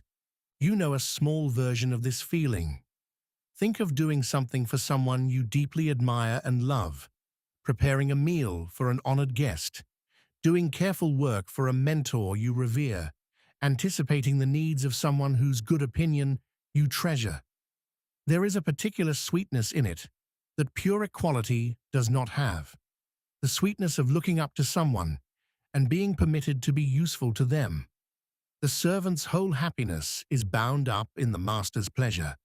The servant studies the master to learn what would please him and lights up when the master is satisfied. There is tenderness in this, and trust, and a deep, restful security in having someone worthy to give yourself to. In the eternal realm, the teachers say, countless devotees relate to the divine exactly this way, as cherished servants who delight in arranging everything for his comfort and pleasure, who treasure even the smallest task, who would not trade their position for the throne of the universe. And the relationship is mutual. The master loves and protects and cares for his servants with a tenderness that turns the whole arrangement into a circle of affection rather than a hierarchy of command. This is the first relationship in which real intimacy appears. The distance has closed by half. The tradition's great emblem of this relationship is Hanuman, the mighty servant of Lord Rama, strong enough to leap across an ocean and tear down armies, and yet wanting nothing in all of existence but to serve. The story the teachers love about him is this. After a lifetime of devoted service, he is offered the highest possible reward, liberation itself, release from all future birth, and he turns it down. He says, in effect, that he does not want freedom if freedom means the end of his service. He would rather take birth again and again, forever, in any condition at all, as long as in every life he is allowed to keep serving and remembering his Lord. That is the secret heart of servitorship laid bare. The pure servant does not serve in order to be released from serving. The serving is the reward. To such a heart, an eternity of glad service is not a sentence, but a gift, and liberation without it would be a loss. The third relationship, friendship. The third relationship is friendship, Sakya. And here something decisive happens. The awe drops away almost entirely. The friend of the divine does not stand below him looking up. The friend stands beside him, shoulder to shoulder, as an equal. And this changes the texture of the love completely.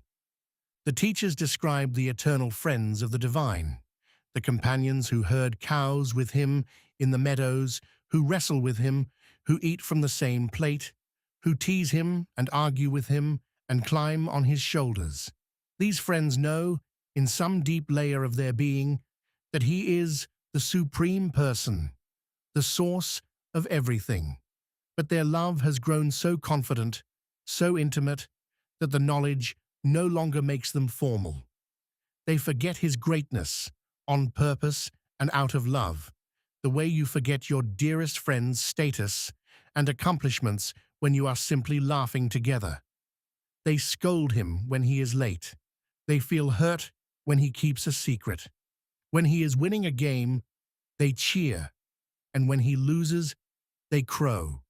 They lean on him and let him lean on them. This forgetting is not ignorance. It is the highest sophistication of love. The teachers point out that this is precisely what makes friendship sweeter than servitorship. The servant's love is flavored with reverence. Reverence keeps a small gap open. But the friend's love has burned the gap away. The friend treats the supreme person not as supreme, but as mine, my buddy, my companion, the one I take for granted in the way you can only take for granted someone you are completely sure of. And there is no greater compliment a heart can pay than to feel so safe with someone that it stops being careful. The divine, the teachers say, treasures this above formal worship, because formal worship he receives endlessly from all of creation, while the easy, teasing, fearless love of a true friend is rare and precious. To be loved as an equal by someone who knows you are not their equal and loves you anyway, as if you were. This is a sweetness the throne and the temple cannot provide. So as we climb, watch the pattern. Awe, then glad service, then fearless friendship.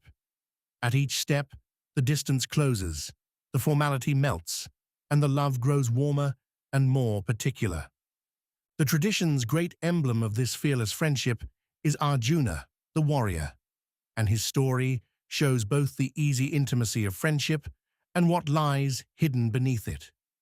For years, Arjuna treated the divine as simply his closest friend and ally.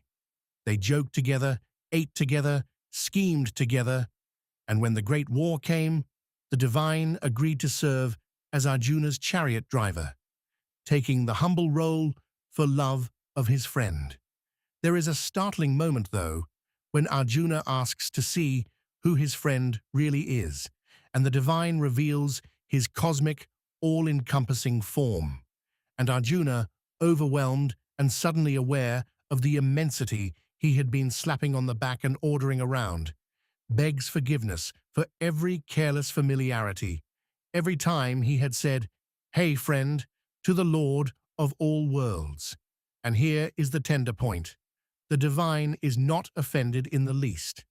He reassures his friend and asks him to return to their easy intimacy, because that careless familiarity was never an insult. It was the very thing he treasured, the rare gift of being loved as an equal by someone who has forgotten, out of pure affection, to be afraid. And the next two steps go warmer still, into love so close that it no longer even knows it is loving the supreme at all.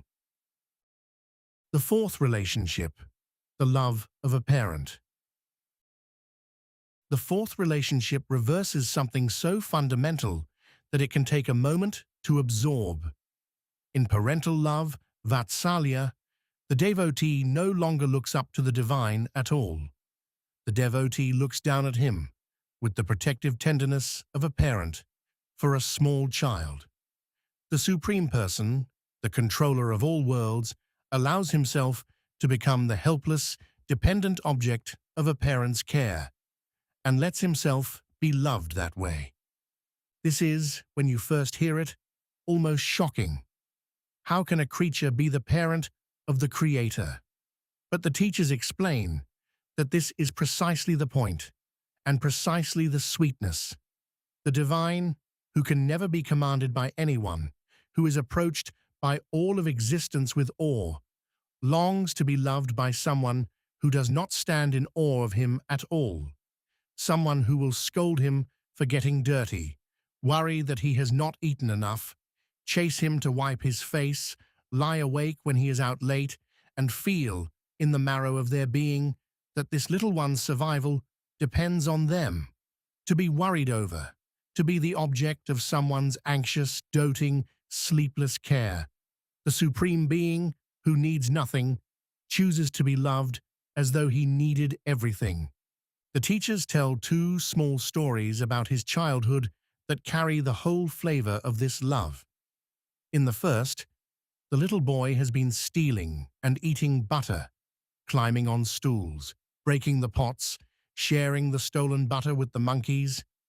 And his mother, exasperated and doting all at once, decides to tie him to a heavy wooden grinding mortar so he will stay out of mischief while she works.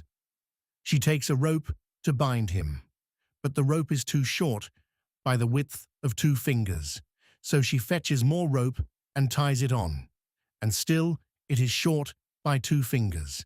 She ties on more and more, gathering every length of cord in the house, and no matter how much she adds, it is always exactly 2 fingers too short, because the Supreme Person, whom no force in existence can bind, is allowing himself to be bound only by her love, and her love has not yet been fully poured out.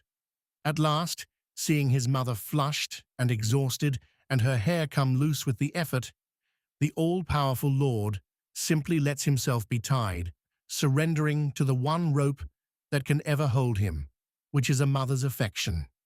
In the second story, the other children come running to that same mother to tattle that the boy has been eating dirt.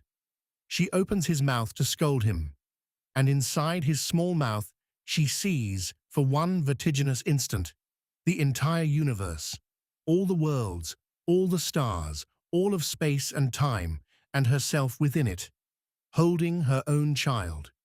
She glimpses, in other words, exactly who he is. And then, because her love is stronger than her astonishment, the vision mercifully fades, the knowledge slips away, and she is left simply a worried mother, wiping the dirt from her little boy's face.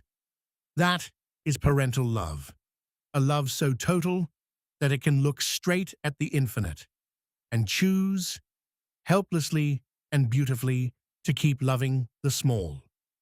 And this is the secret of why parental love ranks above friendship.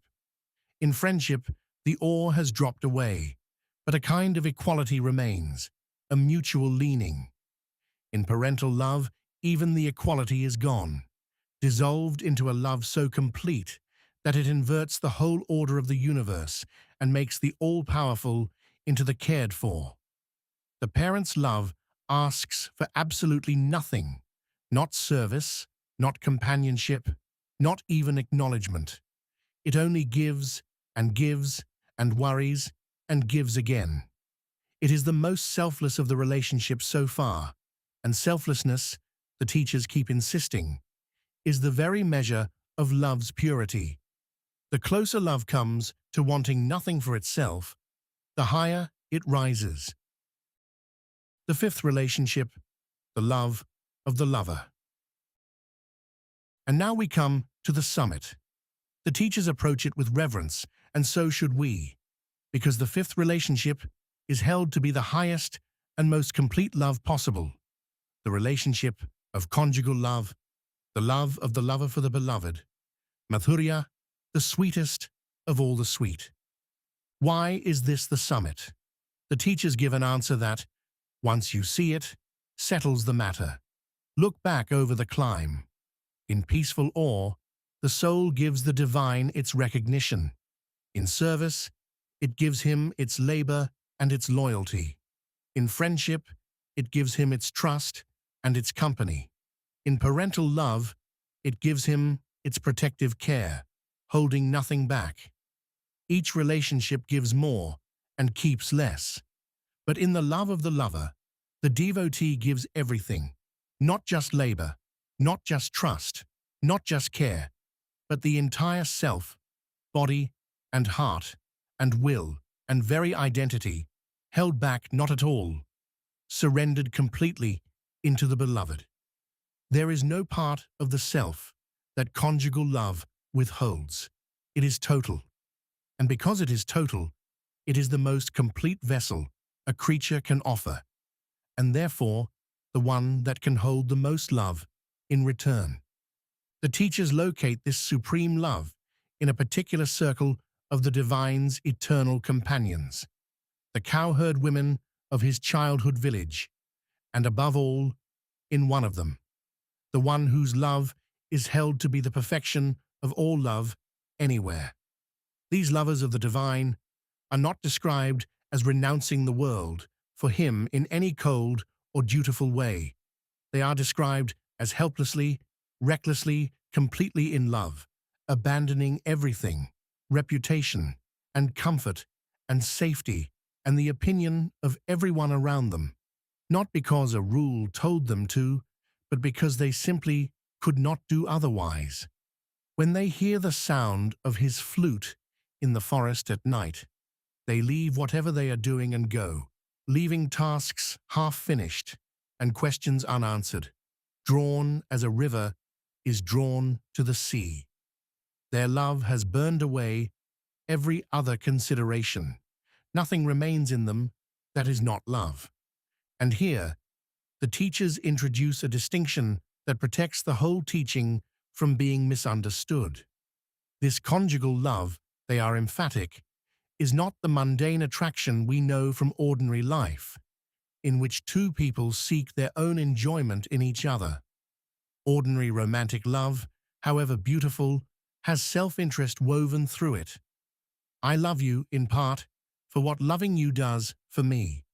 The conjugal love of the great devotees has had every trace of self-interest burned out of it. The lovers of the divine, the teachers say, do not seek their own pleasure at all.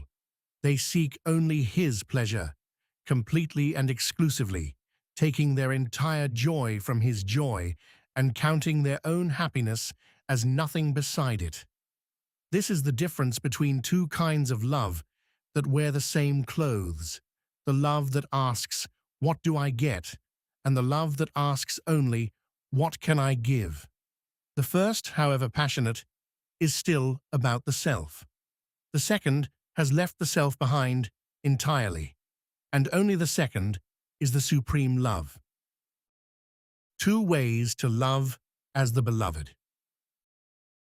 The teachers make one more distinction here that is worth understanding, because it reveals what they thought the very highest love actually consists of. Conjugal love, they say, comes in two forms. There is the love of the wife, secure, sanctioned, settled, the love of one who belongs to the beloved by recognized right. The tradition pictures this in the queens of the great city where the divine reigned as a king, a dignified, married, honored love, and a high attainment by any measure. And then there is the love of the cowherd women of the village, unsanctioned, unprotected, claiming no right and no security at all, a love that risks everything and is guaranteed nothing. And the teachers hold this second form to be the higher of the two. Sit with why, because it is the whole logic of the book brought to a fine point. The wife's love, however deep, has a flaw under it, a recognized bond, a security, a claim. There is a part of it that can rest in, "He is mine." But the village women have no such flaw. They have no claim on him, no contract, no security, nothing to fall back on. They have given up their reputations and their safety and stand to receive nothing in return but the love itself. And precisely because they are secured by nothing, they hold back nothing. There is no "he is mine" in their love. Only "I am his." That total absence of any self-claim, any entitlement, any reserve is what makes their love the purest and therefore the highest.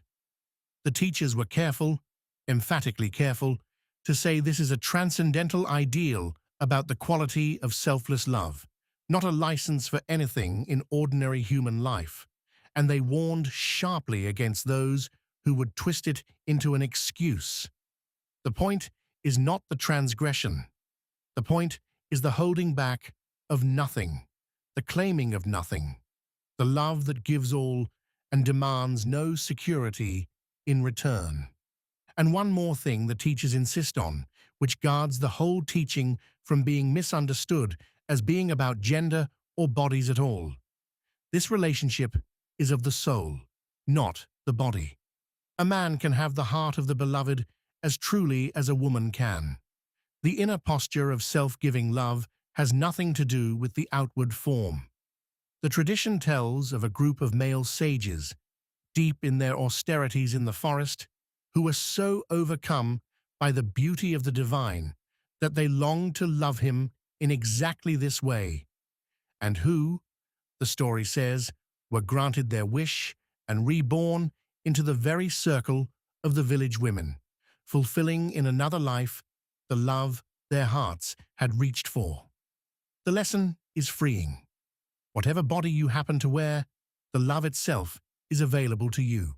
It is a condition of the soul.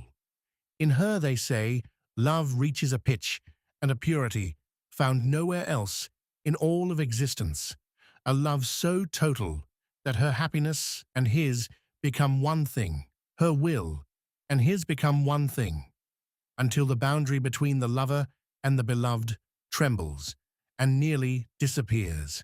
She loves him with such completeness that she would rather suffer his absence forever if it brought him joy than enjoy his presence at the cost of any sorrow to him. Her love has passed entirely out of the realm of getting and into the pure realm of giving. The teachers hold her up not as an unreachable idol, but as the North Star of the whole path, the direction every loving soul is, knowingly or not, traveling toward. The dance and the humbling of pride. The tradition's central image of this love is a single night. The divine walked into the moonlit forest and played his flute, and the women of the village rose and went to him, leaving homes, husbands, half-finished chores, every duty and every fear, drawn as a river is drawn to the sea. And in that forest, he danced with them, in a great circle, in a love so charged that the stories say time itself stretched and bent, and a single night became as long as an age of the gods. The most astonishing detail of the dance is this, so that not one of them would feel slighted or set apart. The divine multiplied himself, placing a form of himself beside each woman at once, so that every single one experienced him as completely hers, dancing with her alone. It is a picture of the divine's love that no human relationship can match, a beloved who is somehow fully, undividedly present to each one, all at the same time, leaving no one waiting and no one second. But the night carries a teaching, not only a wonder, and it is a teaching aimed straight at the subtlest enemy of love. At one point in the dance, the stories say, the women began, almost imperceptibly, to feel a flush of pride, a small inner whisper of I am the favored one, I am the one he has chosen. And in that very instant, he vanished.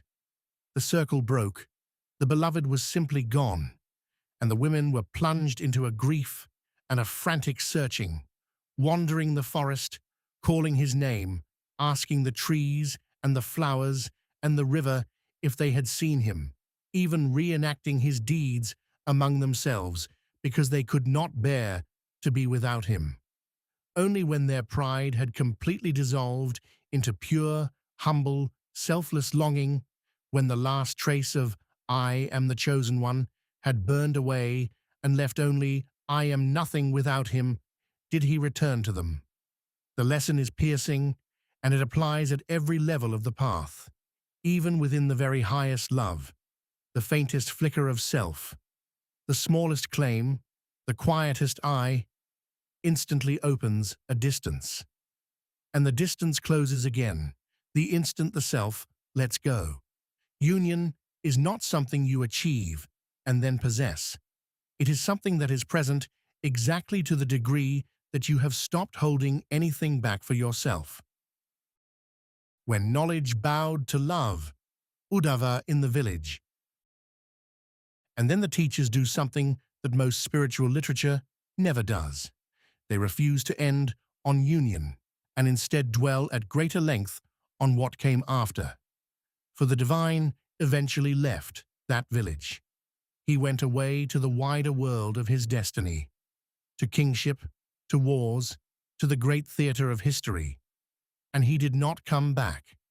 and the women he left behind entered a separation so total that it became the very highest expression of their love. They could do nothing but remember him. They saw him in every dark cloud the color of his skin, heard him in every distant flute, retraced his footprints through the forest, spoke of nothing else, dreamed of nothing else, lived entirely inside the ache of his absence. Now comes the portrait worth slowing down for. The divine, in his new life far away, did not forget them, and he sent to them his dearest friend and confidant, a man named Uddhava, who was among the most learned and spiritually accomplished souls of his age, a master of philosophy and yoga and detached wisdom. The divine sent Uddhava with a message of consolation, instruction in meditation, the teaching that the divine dwells within all hearts and is everywhere, the philosophical comfort that there is, in the deepest truth, no real separation at all. Uddhava came to the village expecting, perhaps, to bring these simple cowherd women up to his own elevated understanding. And what he found undid him. He found a love so vast, so consuming, so far beyond anything his philosophy had prepared him for, that his careful teachings simply could not land. The women had no use for instructions about a formless absolute when every cell of them was crying out for one particular beloved with a flute and a peacock feather. In their longing, they barely turned to look at the learned messenger.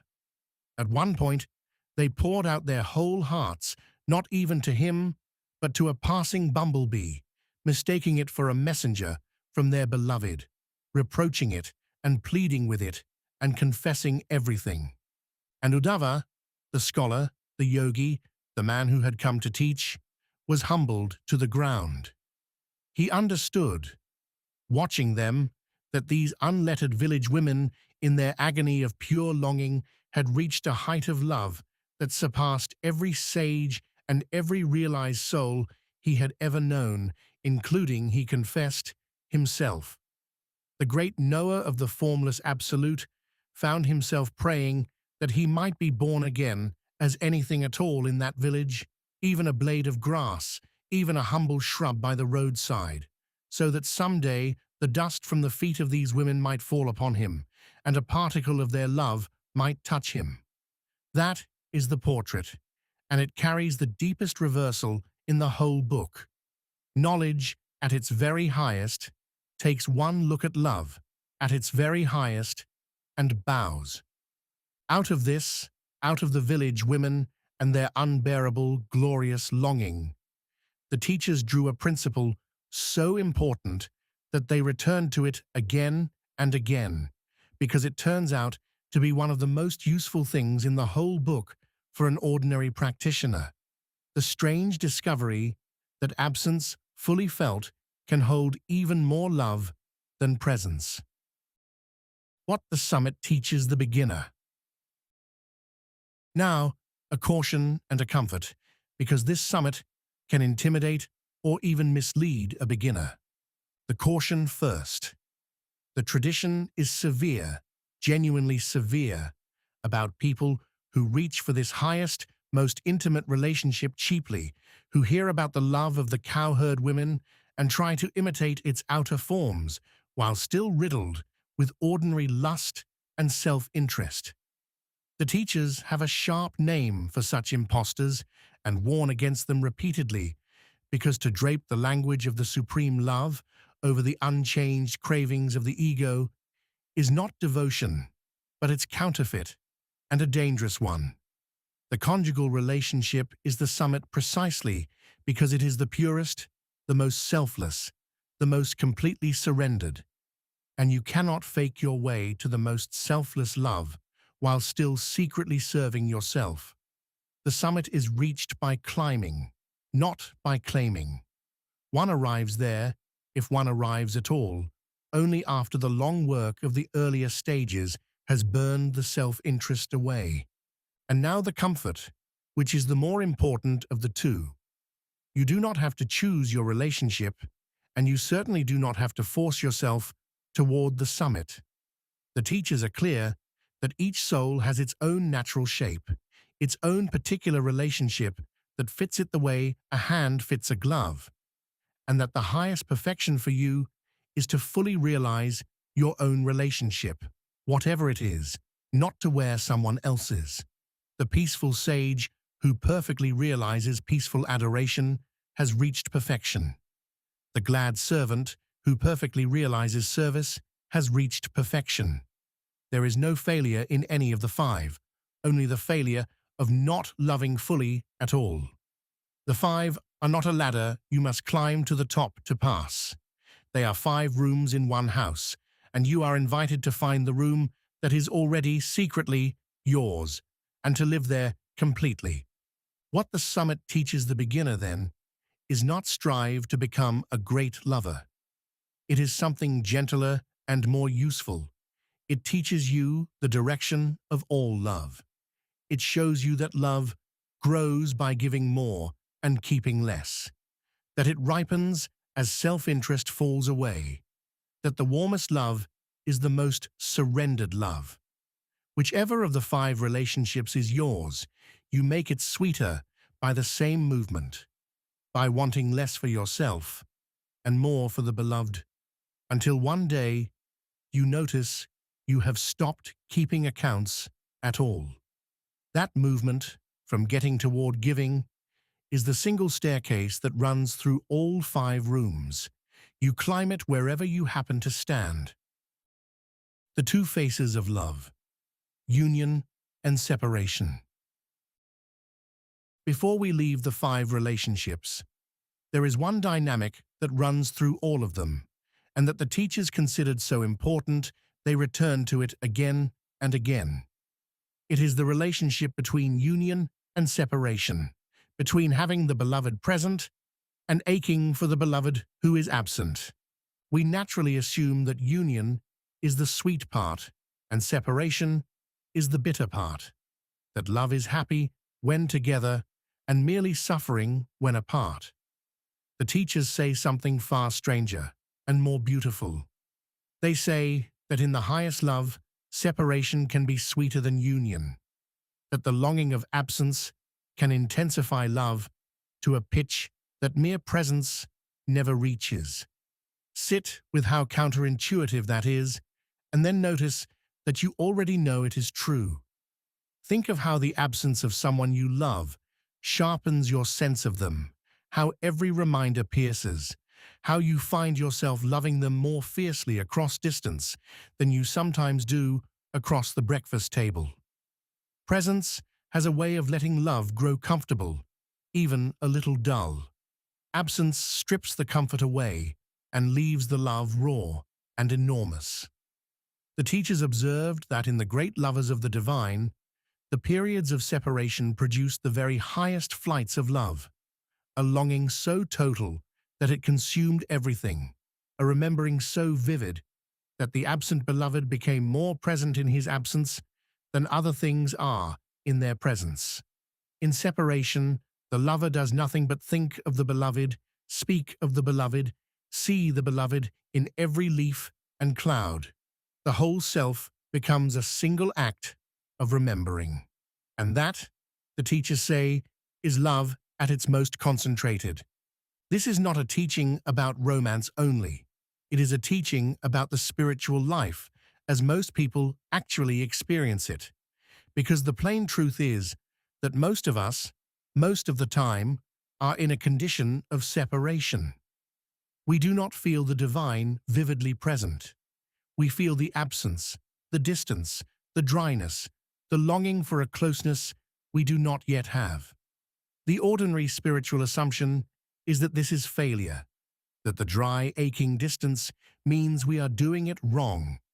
The teaching of separation turns this completely around. It says the longing itself is precious. The ache itself is a form of the relationship, often a higher form than easy contentment. The very dryness you complain of, if it is a dryness of longing rather than indifference, is love in one of its most intense and valuable conditions. So when the practice feels like reaching for someone who is not there, the teachers would tell you, good, keep reaching. That reach is not the absence of love. That reach is love, at full stretch. Part 4. The secondary flavors and the whole ocean. 7 more colors. We have walked through the 5 primary relationships, the 5 lasting central emotions around which a whole devotional life can be built. But the teachers observed that love is not made only of these 5 steady currents. Across the surface of any deep relationship, there play other emotions, briefer and more colorful, that arise in particular moments and then pass. These too can be directed at the divine, and when they become genuine devotional flavors in their own right. Secondary mellows, the teachers called them, because they do not stand alone as the center of a relationship, but decorate and intensify the primary ones. There are 7 of them, and naming them completes the map of the whole ocean. The first is laughter, the flavor of joy and amusement, of comedy, of delight. The divine in the stories is endlessly playful, full of jokes and tricks and teasing, and the laughter he provokes in his devotees is a sacred thing, not a frivolous one. A religion with no laughter in it has misunderstood something. The teachers held that joyful laughter in connection with the divine. Laughing at his pranks, laughing with delight at his charm, the helpless laughter of love is itself a form of devotion, lightening and sweetening every relationship it touches. Heaviness is not holiness. The presence of genuine laughter is one of the signs that love has become natural and unforced. The second is wonder, astonishment, amazement at the marvelous. When devotees witness the extraordinary deeds of the divine, or simply contemplate the staggering fact of his existence and beauty, they are struck with awe of a particular electric kind, the wonder that makes the eyes widen and the breath catch. This flavor keeps love from ever becoming stale, because the object of love is genuinely inexhaustible, genuinely astonishing, so that no matter how long you have loved him, there is always a fresh capacity to be amazed. The third is chivalry, the heroic flavor, the mellow of courage, prowess, and noble enthusiasm. Some devotees love the divine most in his heroism, his strength, his fearlessness, his protection of the helpless, his triumphs. And their own love takes a heroic, valiant shape, a readiness to dare and to act and to fight on his behalf. This is the flavor that makes devotion vigorous rather than passive, that arms it with courage. The fourth is compassion, the tender, grieving flavor, the mellow of pity and sorrow. This arises when love takes the form of feeling with, of sympathy and lament, of a heart moved to tenderness by suffering. In the stories, devotees are moved to deep compassion in moments of the divine's apparent distress, or in compassion for other suffering beings. And far from being a lower emotion, this grieving tenderness is held to be a profound and purifying flavor of love, the softening of a hard heart into something that can be moved. The fifth is anger, the fiery flavor, the mellow of indignation. This one surprises people, but the teachers included it deliberately. Even anger, when it arises within and on behalf of a loving relationship with the divine. Indignation at what offends him, the heat of a lover's quarrel, fury at injustice done to the beloved, is a genuine flavor of devotion, not a contamination of it. Love that is incapable of anger is often love that is not fully invested.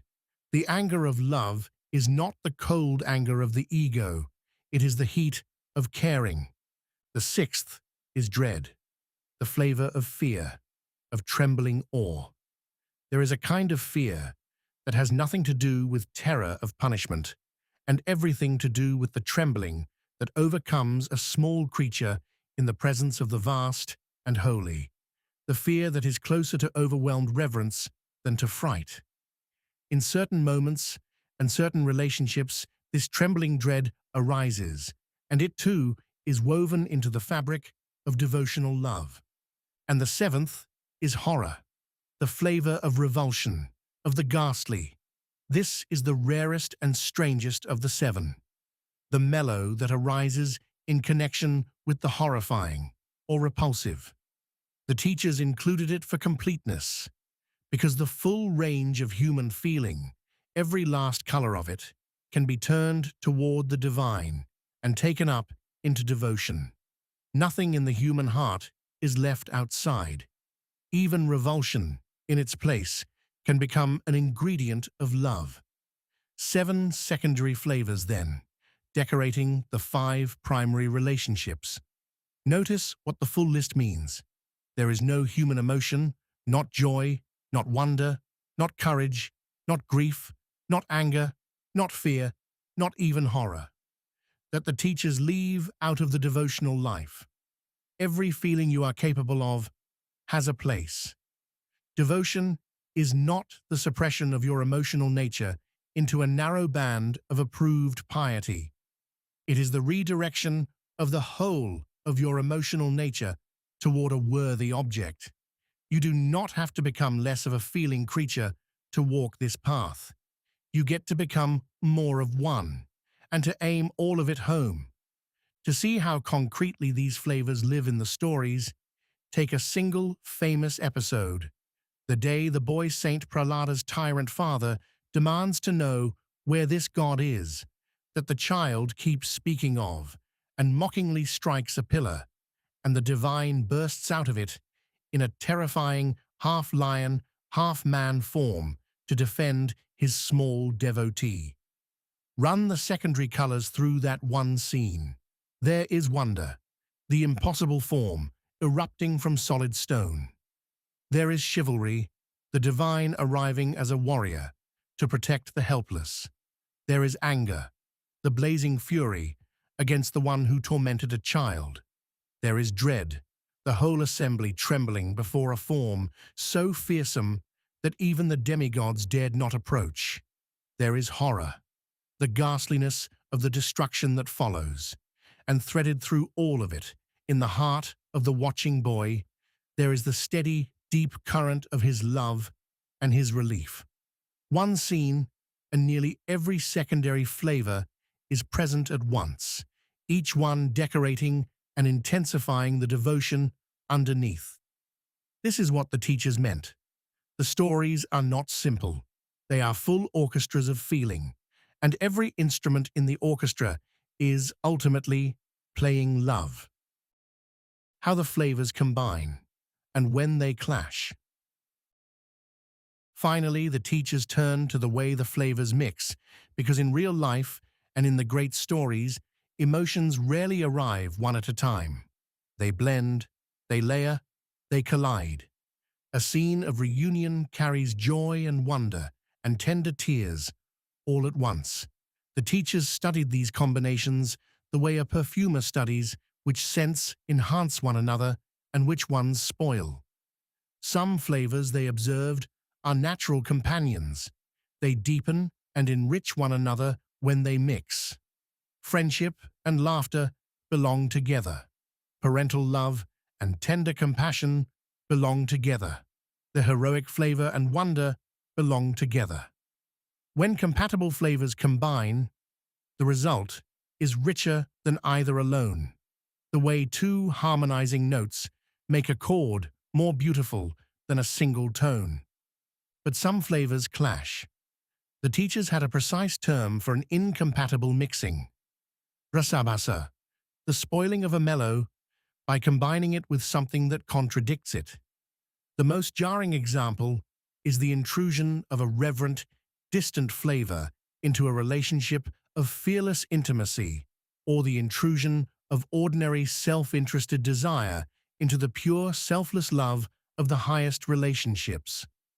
A clash like this does to a devotional mood what a sour note does to a chord, or what a single wrong ingredient does to a delicate dish. It does not add, it ruins. The teachers studied these clashes carefully, but the practical lesson for us is simple and important. The purity of a flavor matters.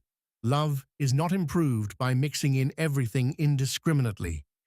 It is improved by combining what belongs together and keeping out what contradicts. Above all, the one contaminant that spoils every flavor it touches is self-interest. The old poison from the very beginning of the book. Keep that out, and almost every other emotion can find its rightful place in the symphony. One ocean. And with that, the map is complete. Step back and see the whole of it at once. There is the love you already carry, looking for somewhere to rest. There is the worthy object, the one being who can receive the full force of it without ever showing an edge. There is the practice, the doors of hearing and chanting and remembering and serving, by which an ordinary person, starting from nothing but a little faith, climbs the long ladder from a flicker to a blaze. There are the ingredients out of which the blaze is built. There are the 5 great relationships, the 5 shapes a loving soul can take. There are the 7 secondary colors that decorate them, and the art of combining them well. Rupa Goswami called all of this together, the entire interlocking system, an ocean, the ocean of the nectar of devotion. Not a list of doctrines, an ocean, vast, alive, all of one substance, and meant not to be studied from the shore, but to be entered and swum in and finally lived in entirely. What perfection is actually like. It is worth saying plainly what this whole long climb is climbing toward, because the destination of this path is unusual among the world's spiritual goals, and the difference matters. Many spiritual traditions point toward an ending, toward dissolving the individual self into the absolute, like a drop merging into the ocean and losing its dropness forever, or toward an extinguishing of all desire into a final, featureless peace. These are real goals, and the teachers respected them, but they are not this goal, and the difference is the whole reason this path exists, because if the destination were dissolution, then love would be a temporary tool you use and then discard, and a relationship cannot survive the disappearance of one of its partners. You cannot love the ocean once you have become the ocean. There is no longer a you to do the loving, and no longer a them to receive it. The vision at the end of this path is the opposite. The perfected soul does not dissolve. The individuality that makes love possible, the distinct you who can adore and serve and laugh with and ache for another, is not destroyed, but purified and kept forever, precisely so that the love can go on forever. Perfection in this tradition is not the end of the relationship. It is the relationship finally come into its full, unobstructed, eternal flower. The servant goes on serving, gladly, with no more interruptions. The friend goes on in easy companionship, with no more separations forced by death or distance. The parent goes on in tender care. The lover goes on in the love that holds nothing back.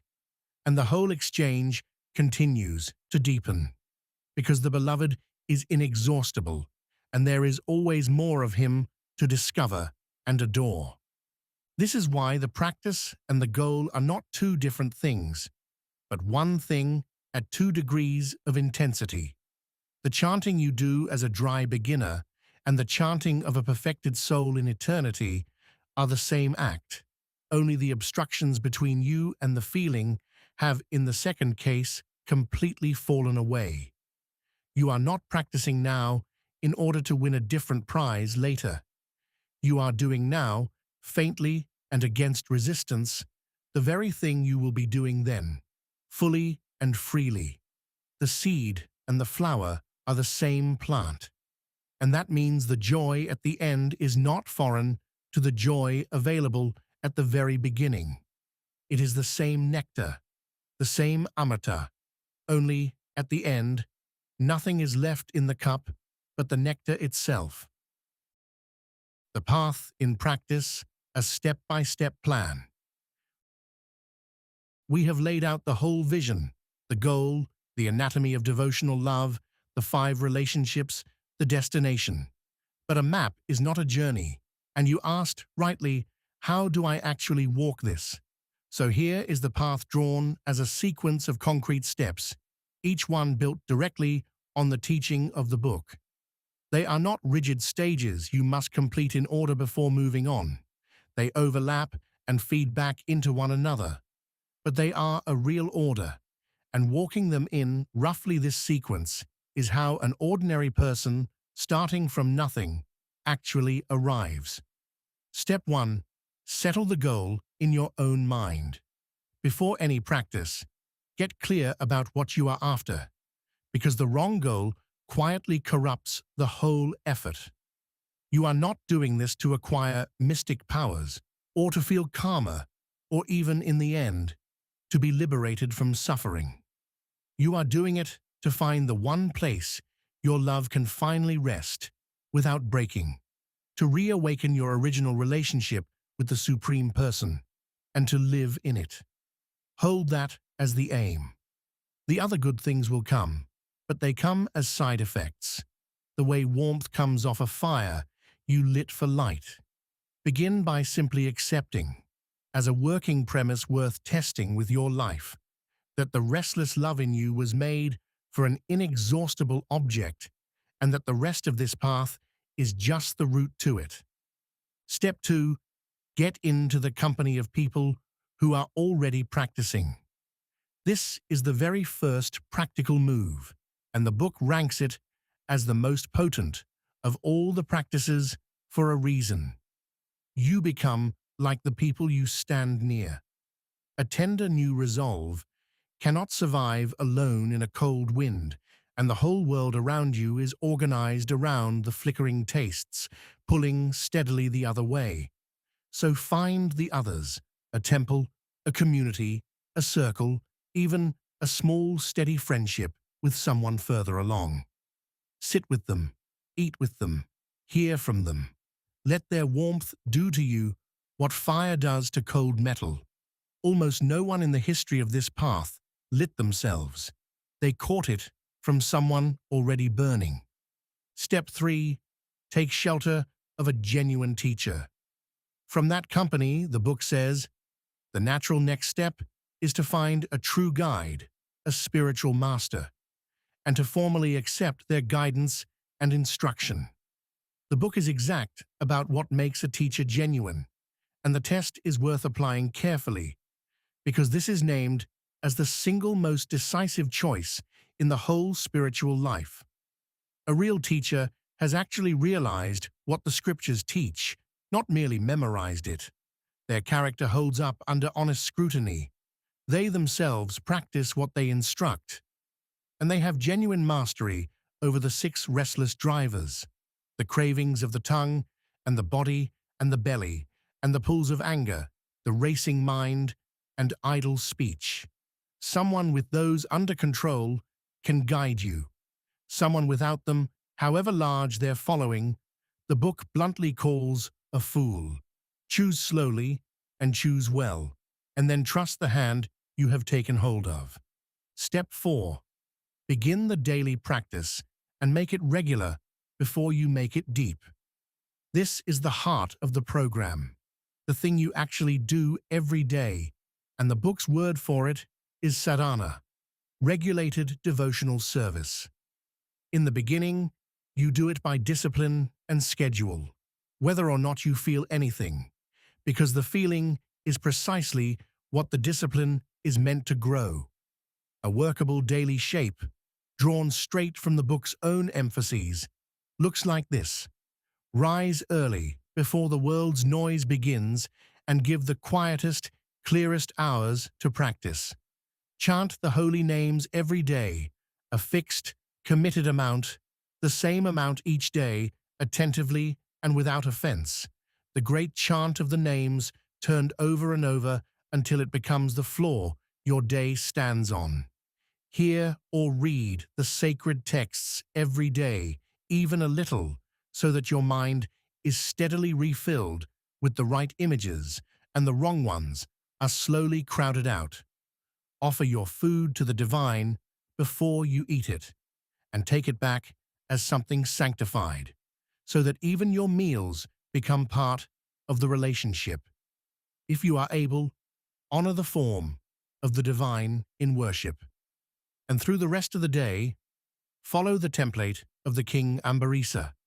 Convert the activities you already have, rather than only adding new ones, pointing your eyes, ears, hands, tongue and mind, one faculty at a time, back toward the one object. Supporting all of this is a deliberate ordering of the life around it. The book asks for control of the senses, for simplicity over accumulation, for marking certain days as lighter and more focused than others. The tradition that grew from this book distilled that sense control into a few clear commitments that practitioners take on to keep the ground clear for devotion, abstaining from meat, fish, and eggs, from intoxicants, from sex outside of a committed, purposeful relationship, and from gambling. You do not have to treat these as the point. They are not the point. Love is the point. But they are the practical fence around the young plant, the removal of the grosser pulls that would otherwise keep dragging the attention back down. Build the regularity first. A small practice done every single day will carry you incomparably further than a large one done in bursts. Step 5. Guard the practice against the few things that can poison it.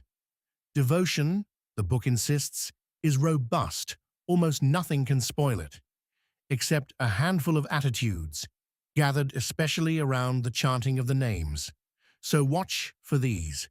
Do not speak contemptuously of devotees or of the path. Do not treat the holy names as ordinary words or as just one option among many. Do not disrespect your teacher or the sacred texts. And above all, do not fall into the trap of sinning deliberately on the calculation that the practice will simply wash it away later, turning the medicine into a license. Notice that none of these is about technique. Everyone is about the heart. The practice is spoiled not by clumsiness, but by contempt and insincerity. Keep the heart humble, grateful, and open, and you can hardly go wrong, however awkward your beginning. Step 6. Choose your one door and go through it completely. The book offers 9 processes: hearing, chanting, remembering, serving, worshipping, praying, servitorship, friendship, surrender. And it could not be clearer that you do not need all 9. Any single one, done sincerely and completely, is enough. So do not exhaust yourself trying to be good at everything. Find the one that fits your nature, the one that, when you consider it, makes something in you lean forward, and pour yourself into it. Pariksit needed only to hear. Prahlada needed only to remember. Hanuman needed only to serve. The others will open in their own time. They are not prerequisites. Depth in one door beats shallowness in 9. Step 7. Expect the dry stretch and keep walking through it. This is the step almost no one is warned about, and the lack of warning is what makes people quit. For a long while, often a very long while, the practice will feel mechanical, flavorless, like reaching for someone who is not there. You will wonder whether anything is happening at all. The book's answer is steady and reassuring. Yes, something is happening, and the dryness is simply the lower rungs of a real ladder. In this stretch, the most important work is invisible. your unwanted habits and compulsions. The things that used to run your life are quietly loosening their grip and falling away, not by force, but because something better is slowly moving in. The book has a name for this turning point, the disappearance of unwanted things, and it teaches that it arrives not through white-knuckled struggle, but as a natural byproduct of steady practice. Your only job in the dry stretch is to not stop. Keep the daily practice. Keep it free of contempt. The longing you feel in the dryness is not the absence of the relationship. It is the relationship. Love at full stretch toward a presence not yet felt. Step 8. Learn to read the real signs of progress. Because the practice is inward, you need honest signposts, or you will either despair or fool yourself. The book gives reliable ones. The first sign of genuine advancement is not ecstasy. It is the quiet loss of appetite for the old flickering pleasures, the things you used to chase beginning on their own to lose their flavor. The second is the opposite movement, a real taste beginning to appear in the practice itself. The first time chanting or hearing stops being medicine and becomes something you actually want. After taste comes attachment, a felt bond, where being away from the practice feels like being away from someone you love. And running alongside all of these is a change in your character that others may notice before you do. The qualities of the one you are loving: truthfulness, gentleness, fearlessness, kindness, beginning to appear in you in small measure, not because you are gritting your teeth at a list of virtues, but as the natural overflow of where your attention now lives. You become what you adore. If these signs are appearing, however faintly, you are on the path, no matter how far from the summit you feel. Step 9. Let your own relationship reveal itself, and then cultivate it. As taste deepens into attachment, something personal begins to emerge, the particular shape your love wants to take. One person finds their heart drawn to serve, another to a fearless friendship, another to a tender, protective, parental sweetness, another to the complete surrender of the lover, another simply to peaceful, awestruck adoration. This is your natural relationship, your rasa, and the book teaches that the highest perfection for you is not to imitate someone else's relationship, but to fully realize your own. So when it begins to show itself, do not force it toward what you think is highest. Water it where it actually grows. The same single movement deepens every relationship, wanting less for yourself and more for the beloved. So cultivate your own by that movement, until one day you notice you have stopped keeping accounts at all. Step 10. Aim only at love, give what you can, and never stop, because none of it is ever lost. The final instruction is also the first one. Return to at full depth. Keep the aim pure. You are not practicing to earn a reward or to reach a finish line, but to love, and to love more freely. Give what you honestly can each day. And the book is emphatic that no honest offering is too small to matter, because every sincere step in this direction is amata, permanent, never erased even by death, carried forward when everything else you built is wiped away. So you are never starting from zero, and nothing you give is ever wasted. And understand that there is no point at which the path ends and the prize begins. The practice and the perfection are the same act at two intensities, the chanting of the dry beginner and the chanting of the perfected soul, differing only in how much has fallen away between them and the feeling. You are already today doing faintly what you will one day do fully. So begin where you are, with the one door that fits your hand, in the company of others, under a guide you trust, with a daily practice you keep through the dryness and guard from contempt. And then simply continue, one honest day at a time, letting the long rhythm carry you home. Closing, the long way home. The sage who wrote the original of this book finished it nearly 500 years ago in a quiet village among the forests and rivers he loved, and he closed it with a humble worry that what he had written would be too difficult for ordinary people to understand, and a hope that the divine he had spent his life loving would be pleased with the offering. It is worth honoring that humility, because the man who worried the teaching was too hard, was himself one of the greatest lovers and scholars his tradition ever produced. If he found it difficult, we are in good company when we do. But strip away the difficulty, the unfamiliar names, the long catalogues, the elaborate analysis, and what remains is not difficult at all. What remains is almost embarrassingly simple, and we have circled back to it now. You came into this life knowing how to love. That capacity has been with you the whole time, reaching out in every direction, attaching itself to people and things and projects and ideals, and being broken again and again because everything it attached to had an edge and an ending. The entire teaching of this book is one long answer to one short question. Where can I finally put this love so that it does not break?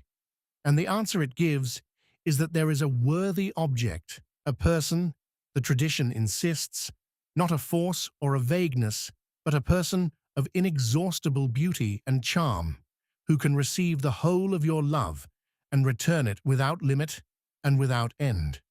Everything else in the book, all 4 oceans of it, is just the detailed map of how to get your love from where it is now to where it belongs.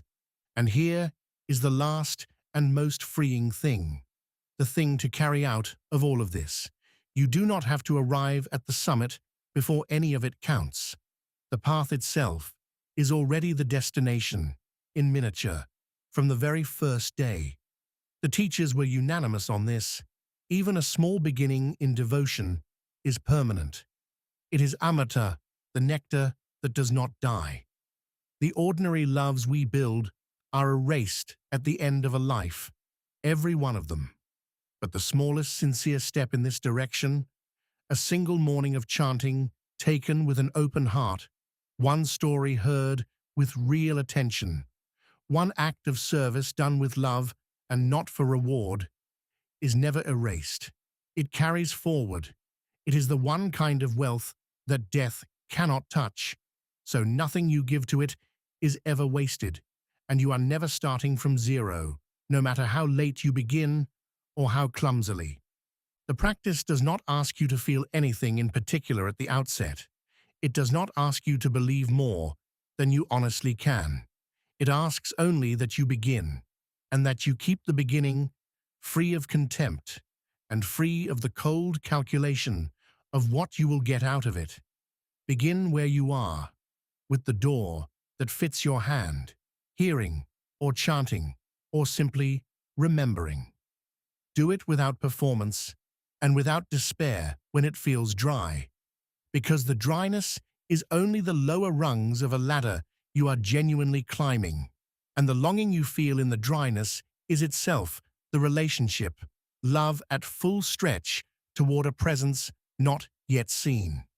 This was always the long way home, not a single dramatic leap, but a long, patient, deepening rhythm, a flicker that becomes a taste that becomes an attachment that becomes a soft ecstasy, an ecstasy that becomes at last the unbreakable pure love that is the entire reason a human heart was made. You have the whole map now. The only thing left is the first step, and then the next, and then the next, the long rhythm carrying you, one honest day at a time, all the way home.